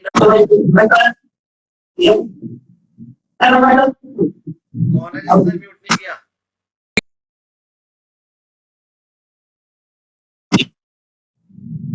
सर आइडिया तो जो है जैसे एयरटेल चल रहा था पहले, जियो चल रहा था, उसी टाइप से चल रहा था, फिर अचानक आइडिया में ऐसी नौबत क्यों आ गई सर? आइडिया को तो मैं 1 साल से बोल रहा हूँ, ये एग्जिट कर दो। आइडिया में तो नौबत आनी थी, मुझे तो वो खत्म होता दिख ही रहा था। देखो उसके पास क्या है ना, उसके पास ना लोन बहुत ज्यादा है। अब आइडिया पे अगर बात करने लगूंगा तो कुछ और पढ़ नहीं पाएंगे। चलो, पोर्टर्स 5 मॉडल तो क्लियर हो गया आपको। वो राइवलरी में आ सकते हैं कि सर आइडिया? नहीं, राइवलरी नहीं है यहाँ पर कोई भी। अब तो सही से काम कर रहे हैं, रेट भी बढ़ा रहे हैं। पहले थी राइवलरी, अब तो जियो भी रेट बढ़ा रहा है, एयरटेल भी रेट बढ़ा रहा है, सब रेट बढ़ा के मार्जिन बढ़ा रहे हैं अपने। बीच में आई थी राइवलरी जब जियो ने फ्री कर दिया था। बीएसएनएल के बस सस्ते, बाकी सब क्या कह रहे हैं? बीएसएनएल सिर्फ सस्ता है, बाकी सब आगे है। बीएसएनएल तो गवर्नमेंट ने सस्ता जानबूझ के कर रखा है, और अभी बीएसएनएल पे भी बताता हूँ आपको, बीएसएनएल पे भी गवर्नमेंट शुरू करने वाली है काम दोबारा, और बीएसएनएल को गवर्नमेंट फिर से फंसाएगी। लेकिन क्या है कि अभी उसके उस लेवल पे काम नहीं हो रहा है, अभी जरा और चीजें हो रही है। लेकिन जैसे बीएचएल को उन्होंने सही कर दिया ना, अभी गवर्नमेंट बीएसएनएल पे भी काम करना शुरू करेगी, आने दो। अभी गवर्नमेंट जो है ना इस टेलीकम्युनिकेशन को चलाना चाहती है। अगर ज्यादा दिमाग खराब करेगी गवर्नमेंट तो ये जो एयरटेल और रिलायंस वाले हैं पैसा नहीं लगाएंगे। तो आपको इंटरनेट की बहुत ज्यादा जरूरत थी, वो आ गया ना। अब 5-7 साल रुक जाओ, अभी तो कंपनी बीएसएनएल में तो गवर्नमेंट गेम खेल रही है, आपको पता ही नहीं है। सबको पता है बीएसएनएल डीलिस्ट हो गई। हाँ हाँ मालूम है सर। किसी किसी के पास शेयर भी होंगे बीएसएनएल के। तो जिसके पास बीएसएनएल नहीं सर। पड़े रहने दो, उन्हें बेचना मत। वैसे भी बेच नहीं सकते, क्या करोगे बेच के, पैसे थोड़ी मिलेंगे। जिसके पास पड़े टेंशन मत लो, 10 साल के अंदर अंदर बीएसएनएल को दोबारा लाया जाएगा। और गेम खेल रही है सरकार बहुत बड़ा। बीएसएनएल को इतने कम रेट पे डिलिस्ट किया गया है ना, उस रेट पे शेयर खरीदने बनते हैं। और जब बीएसएनएल को दोबारा से लगाया जाएगा, दोबारा से लिस्ट किया जाएगा, तो बहुत ज्यादा रेट पे लिस्ट होगी। और ऐसा हो सकता है कि बीएसएनएल को या तो एयरटेल खरीद ले या रिलायंस टेक ओवर कर ले, कोई ना कोई टेक ओवर भी कर सकता है। तो जिस दिन वो टेक ओवर होगी बीएसएनएल, उस दिन जिसके पास भी वो शेयर पड़े होंगे, उस दिन उनकी चांदी बनेगी, तब मिलेंगे उन्हें उसके प्राइस बढ़िया। बीएसएनएल के पास इतनी एसेट्स है, हर शहर में हर गांव में बीएसएनएल के ऑफिस है, वो बीएसएनएल के नाम पे है। छोड़ो सारी चीजों को, इतनी प्रॉपर्टी है उसके पास, रियल एस्टेट सेक्टर की कंपनी बन गई ना, तो उस पर अरबों खरबों रुपए, एक शेयर होल्डर को हजार रुपए मिल जाएंगे ऐसे ही। इतनी प्रॉपर्टी है बीएसएनएल के पास। सरकार ने यहाँ पर चाल खेल ली है, ये बीएसएनएल को डिलिस्ट कर दो, लोग अपने शेयर बेच के भाग जाएंगे, सरकार के पास सारा शेयर आ जाएगा। बाद में बीएसएनएल की जमीन को सरकारी जमीन घोषित करके बीएसएनएल कंपनी को बंद कर देंगे या टेक ओवर करवा देंगे। वहां से मोटा पैसा सरकार को मिल जाएगा बहुत जल्दी। 5-7 साल के अंदर अंदर सरकार बीएसएनएल बेचेगी, या तो बेचेगी या फिर किसी कंपनी के साथ उसको अमलगमेट करेगी, मतलब कि 50% शेयर मेरा, 50% तू खरीद ले, है ना। तो फिर वो कंपनी उससे पैसे लगाकर चलाएगी बीएसएनएल को। बीएसएनएल के टावर है इतने ज्यादा, मतलब बहुत कुछ है बीएसएनएल के पास। बीएसएनएल ने तो बाकी कंपनी को सप्लाई दी है टावर के, जो उन्होंने जब इंटरनेट लगाने थे। बीएसएनएल तो इनका अपना सिग्नल डाउन होता है और बाकी का सही होता है। तो बीएसएनएल के टावर और लैंड को देखो, ये घोटाला कह सकते हैं, नहीं कह सकते। This all is for educational purpose. I am not against any government, है ना, एजुकेशन के लिए बता रहे हैं। मान लो अमेरिका में ऐसा हो, मान लो अमेरिका में एक कंपनी है, सरकारी कंपनी, मान लो वो उसकी एसेट्स किसी प्राइवेटाइज कंपनी को बेचना चाहती हो, मान लो उसकी किसी से साठगांठ हो, है ना। किससे है वो, जो बहुत बड़ा कार का मालिक है, क्या नाम है उसका, मस्क। और ये भी मैं एजुकेशनल पर्पस के लिए बता रहा हूँ, मेरी मस्क से दुश्मनी नहीं है। ऐसा सर अभी स्टारलिंक आ गया ना, अब इंटरनेट सस्ते में देगा कहते हैं। ऐसा एज्यूम कर लेते हैं कि अमेरिका में एक बहुत बड़ी गवर्नमेंट कंपनी थी, उसके पास बहुत सारे लैंड, एसेट, टावर, पावर सब थे। अब उसका कोई बंदा, कोई दोस्त था, तो अपने दोस्त को कैसे देगा उसकी सारी लैंड एसेट्स। पहले उसे मार्केट में ये अफवाह उड़ानी पड़ेगी, ये कंपनी तो खत्म हो गई, तो कर दी ना खत्म अमेरिका की कंपनी। अब अमेरिका वालों ने एक कंपनी को बिल्कुल खत्म कर दिया, मार्केट में नाम खत्म। उसके बाद वो पूरी की पूरी कंपनी टेक ओवर कर लेगा एलन मस्क कम रेट में। वो कहेगा अरे ये गिरी पड़ी कंपनी खरीद रहा हूँ। लोगों को तो कुछ पता नहीं है कि क्या खरीद रहा हूँ, लोगों को लग रहा है बीएसएनएल जानता ही कौन है, किसी के पास सिम भी नहीं है बीएसएनएल का। लोगों को लगेगा अरे मरी हुई कंपनी खरीदी, लेकिन उन्हें नहीं पता मरी हुई कंपनी भी हत्ती है, और मरा हुआ हत्ती भी करोड़ का। ठीक, तो ये पूरा खेला हो रहा है, खेला। लेकिन उस टाइम पर जिन लोगों के पास बीएसएनएल के अनलिस्टेड शेयर पड़े होंगे, उनकी चांदी हो जाएगी, क्योंकि वो जो अनलिस्टेड शेयर होंगे ना, उन्हें एलन मस्क की कंपनी का शेयर मिलेगा उसके बदले। उन लोगों की चांदी हो जाएगी, शेयर मिलेंगे उन्हें, वो बेच बाच के बाहर। सर ये जैसे अभी ये कंपनी डीलिस्ट हो गई है, तो इन्होंने इनको नहीं चाहिए तो जिसके जो शेयर होल्डर है पहले उनका पैसा दे, या फिर वो पहले अपने डेट क्लियर करेगी फिर आपको पैसा देगी। जब कंपनी डिलिस्टेड हो रही थी तो शेयर होल्डर को कहा गया था भैया किसी को पैसे लेना तो ले लो, हम डिलिस्टेड करा रहे। जिनको पैसे लेने थे उन्होंने ले लिए, जिनको कुछ पता ही नहीं चला डिलिस्ट हो रही है या नहीं हो रही है, या जिनको नहीं लेने थे पैसे उन्होंने नहीं लिए। यहाँ कंपनी बंद नहीं हो रही है, अभी कंपनी डीलिस्ट हुई है, कंपनी तो चल रही है ना। अब जब कोई दूसरा बंदा खरीदेगा तो वो कंपनी बंद नहीं कर रहा है, कंपनी के शेयर खरीद के फिर उसके एसेट्स को यूज करना शुरू करेगा। तो जैसे उसने उस कंपनी के शेयर खरीदे, ऐसे आपने भी खरीद रखे हैं। जब उसकी कंपनी के रेट बढ़ेंगे तो आपके भी बढ़ जाएंगे, तब बेच लेना, तो दोबारा से लिस्ट हो जाएगी। तो मुझे ऐसा लगता है कि बीएसएनएल आने वाले 5-7 साल में दोबारा लिस्ट होगी या फिर टेक ओवर की जाएगी। दोनों ही केस में जो एग्जिस्टिंग शेयर होल्डर है उसको फायदा हो जाएगा। तो अनलिस्टेड शेयर मिलेंगे क्या सर इसके? सर अनलिस्टेड शेयर जिसके पास होगा उससे खरीद सकते हो, पैसे देके ढूंढ लो। अच्छा, जैसे एनएससी तो फिर कौन से प्लेटफॉर्म पे होता है वो? सर बीएसएनएल की इतनी डिमांड नहीं, तो मेरे पास भी नहीं। है ना। और बहुत ज्यादातर लोगों के पास है भी नहीं शेयर, सारे गवर्नमेंट ने खेला कर लिया पहले, सारे शेयर बिक बुका के गवर्नमेंट ने ले लिए हैं। अब गवर्नमेंट अपने हिसाब से इधर उधर ट्रांसफर कर देगी अपने किसी, मतलब मैं एजुकेशन पर्पस के लिए, हम बीएसएनएल की बात नहीं कर रहे हैं, अमेरिका की कंपनी की बात कर रहे हैं। अमेरिका की कंपनी ऐसा कर सकती है ना, अपने किसी नेता को दे दे या अपने किसी को कर दे इस तरह से। और this class is for educational purpose. हम जो नाम यूज कर रहे हैं वो है तो सही वाले, लेकिन हम एग्जाम्पल के लिए यूज कर रहे हैं, उसका सच्चाई से कोई लेना देना नहीं। हाँ जी, आगे बढ़ते हैं। पोर्टर्स 5 मॉडल, पोर्टर्स 5 मॉडल मैंने अच्छा आपको अच्छे से समझा दिया है। बिल्कुल ऐसा ही एक मॉडल और समझा रहा हूँ, 15 मिनट की क्लास और लेंगे, है ना। तो कोई भी क्लास छोड़कर नहीं जाएगा, क्योंकि आज हमने पढ़ा कुछ भी नहीं है, 5 लाइन पढ़ी है, 5 और पढ़ेंगे। अगला मॉडल है,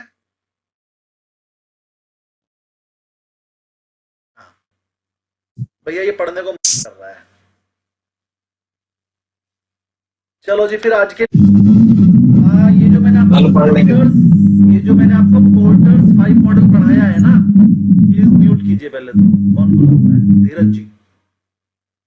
ये जो मैंने आपको पोर्टर्स 5 मॉडल पढ़ाया है, एक पेज आगे बढ़ोगे ना तो पोर्टर्स 5 मॉडल की डिटेल लिखी हुई है 2 पेज में। अभी तो मैंने सिर्फ 5 पॉइंट अपनी तरफ से पढ़ा दिए, 5 पॉइंट जैसे मैंने समझाए हैं ना वो मैंने लिख कर भी दिए हैं समझाने के लिए, तो वो आप खुद पढ़कर आओगे।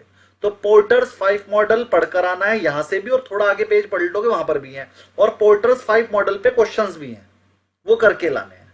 बस आज मैंने आपको पोर्टर्स 5 मॉडल पढ़ाया है। बताओ जी, 2 घंटे की 1.5 घंटे की क्लास में एक छोटा सा पैरा 5 लाइन, क्या होगा मेरा? मैं कैसे कोर्स खत्म करूंगा?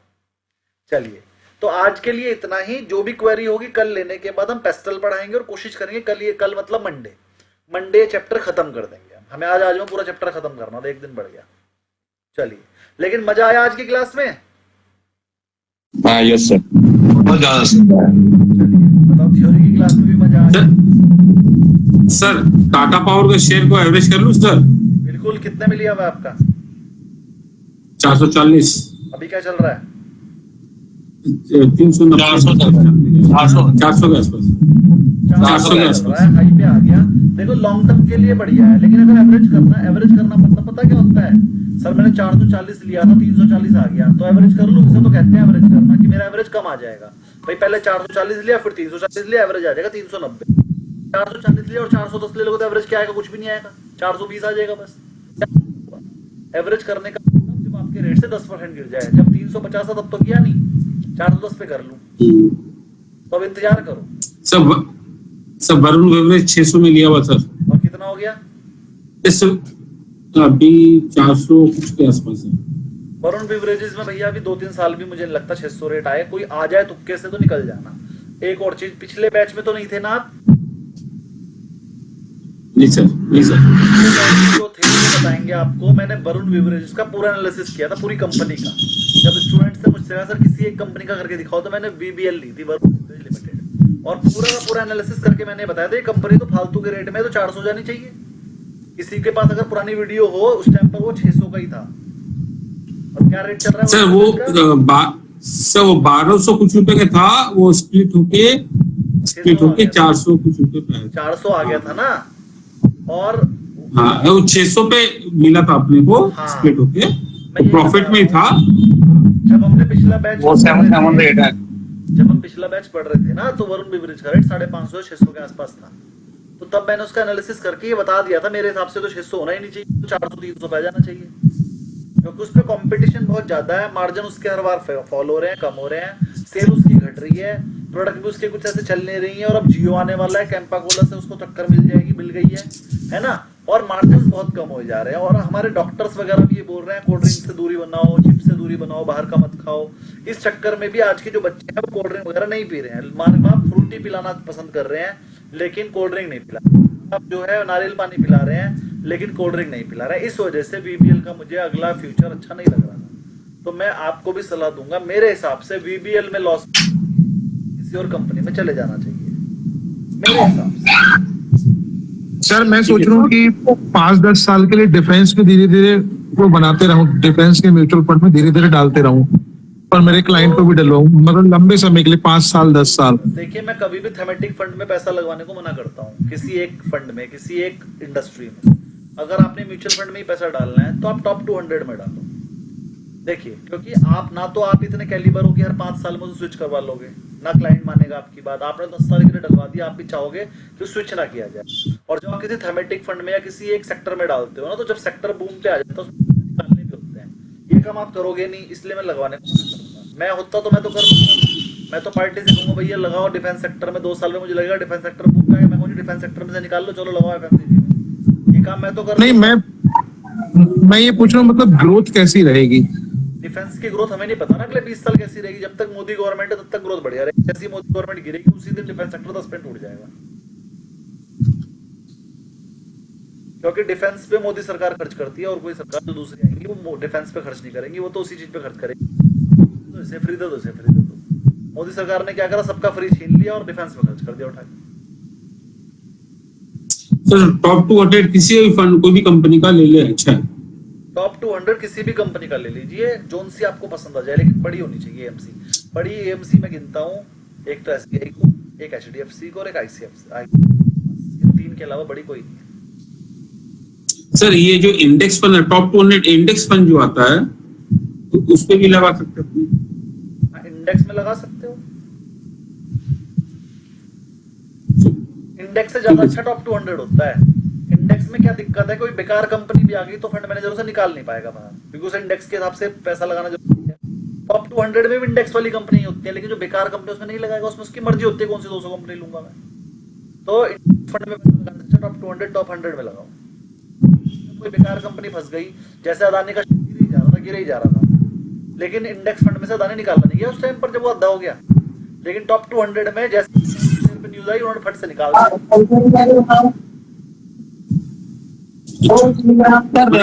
इंडेक्स नाम क्या है इंडेक्स वाले में मतलब वो सचिन जी बोलिए। नाम टॉप 200 का म्यूचुअल फंड का नाम क्या है सर? सर नाम ही तो है टॉप 200 म्यूचुअल फंड, मतलब HDFC top 200, ICICI top 200, SBI top 200। Sir मतलब इंडेक्स के हिसाब से मैंने वो इंडेक्स में एक बार इन्वेस्ट किया तो वहां से निकल नहीं पाएगा वो। हाँ, अगर मान लो इंडेक्स का शेयर है अदानी, अब अदानी एंटरप्राइजेस बेचारा 4000 से टूट के 1500-1200 आ गया था, तो जो बेचारा इंडेक्स फंड का बंदा था ना, वो मैनेजर चाहते उसे पता था ये अभी वो 500 रुपए भी आ सकता है, लेकिन वो निकाल नहीं पाया, क्योंकि उसके लिए रूल है जो इंडेक्स में है उसको लेना पड़ेगा। लेकिन टॉप 200 में अगर आपने पैसा लगाया होगा तो उसने उठा के अदानी को निकाल दिया होगा पहले दिन ही। जब वो 4000 से टूट के 3000 आया होगा उसने निकाल दिया, कम से कम 1000 तो नहीं आया। तो इंडेक्स फंड में पैसा लगा में लगाओ, ये अंदर की चीजें आपको कोई और नहीं बताएगा, और ये आप अगर अपने क्लाइंट को बताओगे तो उसे पता चलेगा आप में दिमाग ज्यादा है, तभी आप उसे बेच पाओगे। मान लो किसी और एडवाइजर ने उसको इंडेक्स फंड में पैसा लगाया हुआ है, तो आप उसे ये वाला एग्जांपल दे सकोगे, और ये वाला एग्जांपल देते ही तैड और फैड उसके में से पैसा निकलेगा, आपके में आएगा। Knowledge is money. अगर आपके पास नॉलेज है तो पैसा अपने आप आएगा। मुझे पैसा कमाने के लिए कुछ करना नहीं पड़ता, ये जो मेरी नॉलेज है ना अपने आप से निकलती रहती है, इसी से पैसे आते रहते हैं। तो अपनी नॉलेज बढ़ा लो बस एक बार, पैसे कमाना कोई बड़ा काम नहीं है। मेरे से लोग ना इतने इंप्रेस हो जाते हैं कि वो कहते हैं सर आपसे ना बात करके मजा आ रहा है, इसलिए वो मुझे ऑर्डर दे देते हैं कि सर आप सोलर लगाओगे तो रोज मिलोगे, रोज बात करोगे। मेरे पास ऐसे क्लाइंट हैं, वो कहते हैं सर सोलर पोलर तो आपसे सस्ता भी कोई दे रहा था, लेकिन हमें आपसे रोज मिलना, इसलिए सोलर का काम आप करो हमारा। सर आज मैंने एक वीडियो देखा था, वो एक है यूट्यूब में है, संजय कटूरिया करके, वो ऑप्शन सेलिंग सिखा रहा था कि मान लीजिए कोई ऑप्शन है तो उसको 10% ऊपर का भी एक बेच दो और नीचे का भी बेच दो, और फिर उससे और 5% आगे का खरीद लो और नीचे का और खरीद लो, स्ट्रेडल करके कुछ बोल रहा था वो। तो उसमें बोले 2-4% का प्रॉफिट होगा। नहीं आने का, अगर इतना खरीद लोगे तो कुछ भी नहीं बचेगा, आधा % बचेगा। टेंशन मत लो, एनआईएसएम 8 में यही सिखाना है मुझे, स्ट्रेडल भी, स्प्रेड भी, और 100 तरह के सिखाने हैं, थक जाओ। और उसमें ये भी बताया था सर, जैसे ऑप्शन बेचने में ₹1,00,000 लग रहे हैं, तो वो जो ऊपर नीचे का जो खरीदवा रहा था, हेजिंग करवा रहा था, उसमें वो ₹1,00,000 से कम होके वो 65,000 आ गया था। आधा हो जाता है प्रीमियम, आधा हो जाता है। हाँ। तो ये सब मैं सिखाऊंगा एनआईएसएम 8 में, आप टेंशन क्यों ले रहे हो। एनआईएसएम 8 में मैं ये मार्जिन 30% भी करवा दूंगा, डबल खरीद लो 30% हो जाता है। ये सारी चीजें मैं एनआईएसएम 8 में बताऊंगा, डेरिवेटिव की बातें हैं ये एनआईएसएम 15 में नहीं समझा सकता। 8 में सिर्फ डेरिवेटिव ही समझाना है, ऑप्शंस, फ्यूचर, यही पढ़ाना है और कुछ पढ़ाना ही नहीं। चलिए सर कल एक क्लाइंट का, सर एक लास्ट क्वेश्चन सर, कल एक क्लाइंट का मैंने 20,000 का SIP लगाया था, तो 5,000 के दो मेरे आपके हिसाब आपने बोला था कि डेट में पैसा अभी 50% डेट में लगाना, 50% इक्विटी में लगाना। तो एक तो HDFC का फ्लोटिंग रेट फंड दिया, फंड ऑफ फंड दिया, और एक multi asset active fund of fund दिया, और एक इक्विटी का दे दिया इसको। तो मैंने एज था मैंने 61। बोलिए। हेलो, हाँ सुदीप तो मुझे आवाज आ रही? आवाज आ रही है। सर कल एक क्लाइंट का मैंने SIP किया था 20,000 का, तो आपने बोला था अभी 5-7 साल आधे पैसे डेट में लगाओ, आधे इक्विटी में लगाओ, तो आपने दो फंड बताया ना, फ्लोटिंग रेट फंड और एक active fund of fund HDFC के, तो 5,000 के दो दिए, एक 10,000 का मैंने उसको इक्विटी में लगा दिया था। ठीक करा। एज था क्लाइंट का 61। 61। हाँ सर, उसके बेटे ने बोला आप लगा दो, कोई दिक्कत नहीं है। उसके बेटे ने, उसकी फैमिली की पूरी SIP चल रही मेरे ठीक है, पास, मतलब पैसे से ठीक है तो वो। मैं बोला कि हाँ पैसे से ठीक है। ठीक है, ठीक करा तो बिल्कुल। मैंने आपके सजेशन के हिसाब से मैंने 50% इक्विटी में 50% डेट में लगवाए। और जब आपने उसके बेटे को समझाया भी होगा कि मैं 50% डेट में क्यों लगा रहा हूँ, तो वो आपसे इंप्रेस हुआ होगा। हाँ सर, मैंने बताया। हाँ ठीक है सर, आप जो हाँ। करें बढ़िया। और उसी की वजह से आपको 20 हाँ। SIP मिली, वरना वो 5,000 रुपए भी ना देता। नहीं सर, ये तो मैंने समझाया था कि क्यों देना है, हाँ, कि आने वाले समय में रेट कट जो होगा। समझाया, मेरी बात समझो, आपने उसे लॉजिक समझाया कि मैं डेट में क्यों डाल रहा हूँ, इक्विटी में क्यों डाल रहा हूँ, एज का भी बताया कि एज के हिसाब से भी डालना होता है, लेकिन चलो आपके पास तो पैसे की शॉर्टेज नहीं, तो आप डाल सकते हो इक्विटी में। सारी चीजें समझाई ना, तो उसे अंदाजा हो गया कि बंदे को नॉलेज है, इसी वजह से आपको 20,000 रुपए की SIP मिल गई, वरना 20,000 की SIP करोड़पति आदमी से भी लेना बड़ा मुश्किल होता है। नहीं सर, एकदम सही बात है सर, नॉलेज तो इंक्रीज हुई इसकी वजह से ही मिल रही है बड़ी SIP, वरना SIP 1-1 और 2-2 की मिलती है बस। ये जो 20,000, 50,000, 40,000 की SIP मिल रही है ना, नॉलेज वाले को ही मिलती है, और किसी को मिलती भी नहीं। सर मैंने एक की 78,000 रुपए की SIP करी, रोज की 3,500। महीने की। हाँ, रोज की 3,500, वो भी डिफेंस में करी, बस ये और उसको बता के करा कि इसको 10 साल बेचने नहीं है, चाहे कुछ हो। तो यहाँ आपने गलती कर दी। क्या सर? एक ही सेक्टर में सारा पैसा लगवा दिया। सर उसका 15-20 लाख रुपए सब अलग अलग है, और 2 लाख रुपए मैंने कॉर्पोरेट बॉन्ड में डलवाए हैं कल। सर सोचिए, 15-20 लाख अलग अलग हैं, और आपने 78,000 रुपए महीना डलवा दिया, 2 साल में 24 लाख हो जाएंगे। वो 20 लाख से ज्यादा हो जाएगा एक ही जगह पे, वो भी सिर्फ एक उसमें डिफेंस में। और नहीं पता, मैं बताता हूँ आपको डिफेंस को क्या हो सकता है। मान लो अमेरिका ने कोई ऐसी चीज बना दी जो हमसे सस्ती भी है और हमसे ज्यादा बढ़िया भी है, उस दिन डिफेंस 30-40% उठ जाएगा। सोच कर देखो ना कि रिस्क क्या है। अमेरिका ने या चाइना ने या जापान ने या किसी ने भी एक ऐसी मिसाइल बना दी जो हमारी मिसाइलों से आधे रेट में है, और काम उनका हमारी मिसाइलों से डबल है। जिस दिन भी बना दी उस दिन पूरा डिफेंस सेक्टर टूट जाएगा, सारा ऑर्डर वहां शिफ्ट हो जाएगा, हमारे पाउडर ही नहीं बचेंगे, और पूरा डिफेंस सेक्टर एक ही दिन में 30% गायब। आप लॉन्ग टर्म में फिर क्या करोगे? सारा पैसा एक ही सेक्टर में नहीं लगाना होता। आपने अगर आपको लग रहा था कि डिफेंस सेक्टर में कुछ ज्यादा है, तो 78,000 में से 20-25,000 लगा देते, ऊपर के 28,000 लगा देते, बचे हुए 50,000 तो आपको लिफ्टी वगैरह में लगाने चाहिए थे।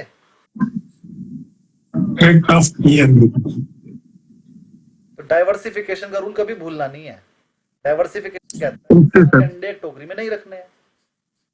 और ये कॉर्पोरेट बॉन्ड में मैंने डलवाया क्योंकि कल रेट बढ़ने वाली, आज कल घटने वाली थी। हाँ, कब डलवाए थे? एक तो कल डलवाया हूँ सर, और एक हफ्ते पहले। देखो उसके रेट बढ़ गए होंगे, अब आज की वैल्यू चेक कर लेना, कल की उसके रेट नहीं, महीने में 2% बढ़ गए होंगे कम से कम। अच्छा, देख लेना, चेक कर लेना। मतलब रेट कट होने से पहले ही बढ़ जाते हैं। रेट कट होने से पहले ही बढ़ जाते हैं एक्सपेक्टेशन में, और एक्सपेक्टेशन ज्यादा मिला है तो रेट और बढ़ गए होंगे। कल को देखना, आपको चाहे एक हफ्ता हुआ चाहे 15 दिन हुआ, कम से कम 2% बढ़ गया होगा आपका। नहीं, 2% नहीं बढ़ा सर, बढ़ गया होगा। 0 एक हफ्ते में 0.21% बढ़ा है। तो नॉर्मली बढ़ा, इसमें तो कुछ बढ़ा ही नहीं। हाँ, नॉर्मली है। अभी बढ़ बैंक ऑफ बड़ौदा का कॉर्पोरेट बॉन्ड है, फ्रैंकलिन का है, और निपॉन का कॉर्पोरेट बॉन्ड है। बढ़ जाएंगे रेट। फ्लोटिंग है कि फिक्स है? सर वो तो कॉर्पोरेट बॉन्ड के नाम से आता है ना, म्यूचुअल फंड। फिक्स है, फिर वो फिक्स है, बढ़ेगा, वो बढ़ेगा। और सर सर निफ्टी 50 या जो फंड होते हैं निफ्टी 50 होते हैं इस सब में पैसा लगाना ठीक है सर? ये इंडेक्स फंड होता है, तो इसकी जगह पर टॉप 200 100 में लगाने में फायदा है। अच्छा ठीक है सर। और अगर आप निफ्टी में लगवाओगे तो आपको ब्रोकरेज भी बड़ी कम मिलेगी, ये भी एक कारण है मैं उसमें नहीं लगवाता। सबसे कम ब्रोकरेज इंडेक्स फंड में ही मिलती है, जब कम मिलेगी तो क्यों लगवाएंगे? तुक्का लगाना होगा तो लगाएंगे ना सर। तुक्का लगाना होगा तो डायरेक्ट में नहीं लगाओगे जिसमें मिलेगी ही नहीं।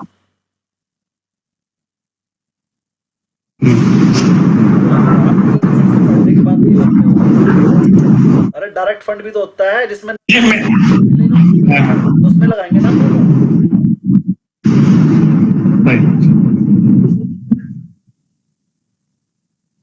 पर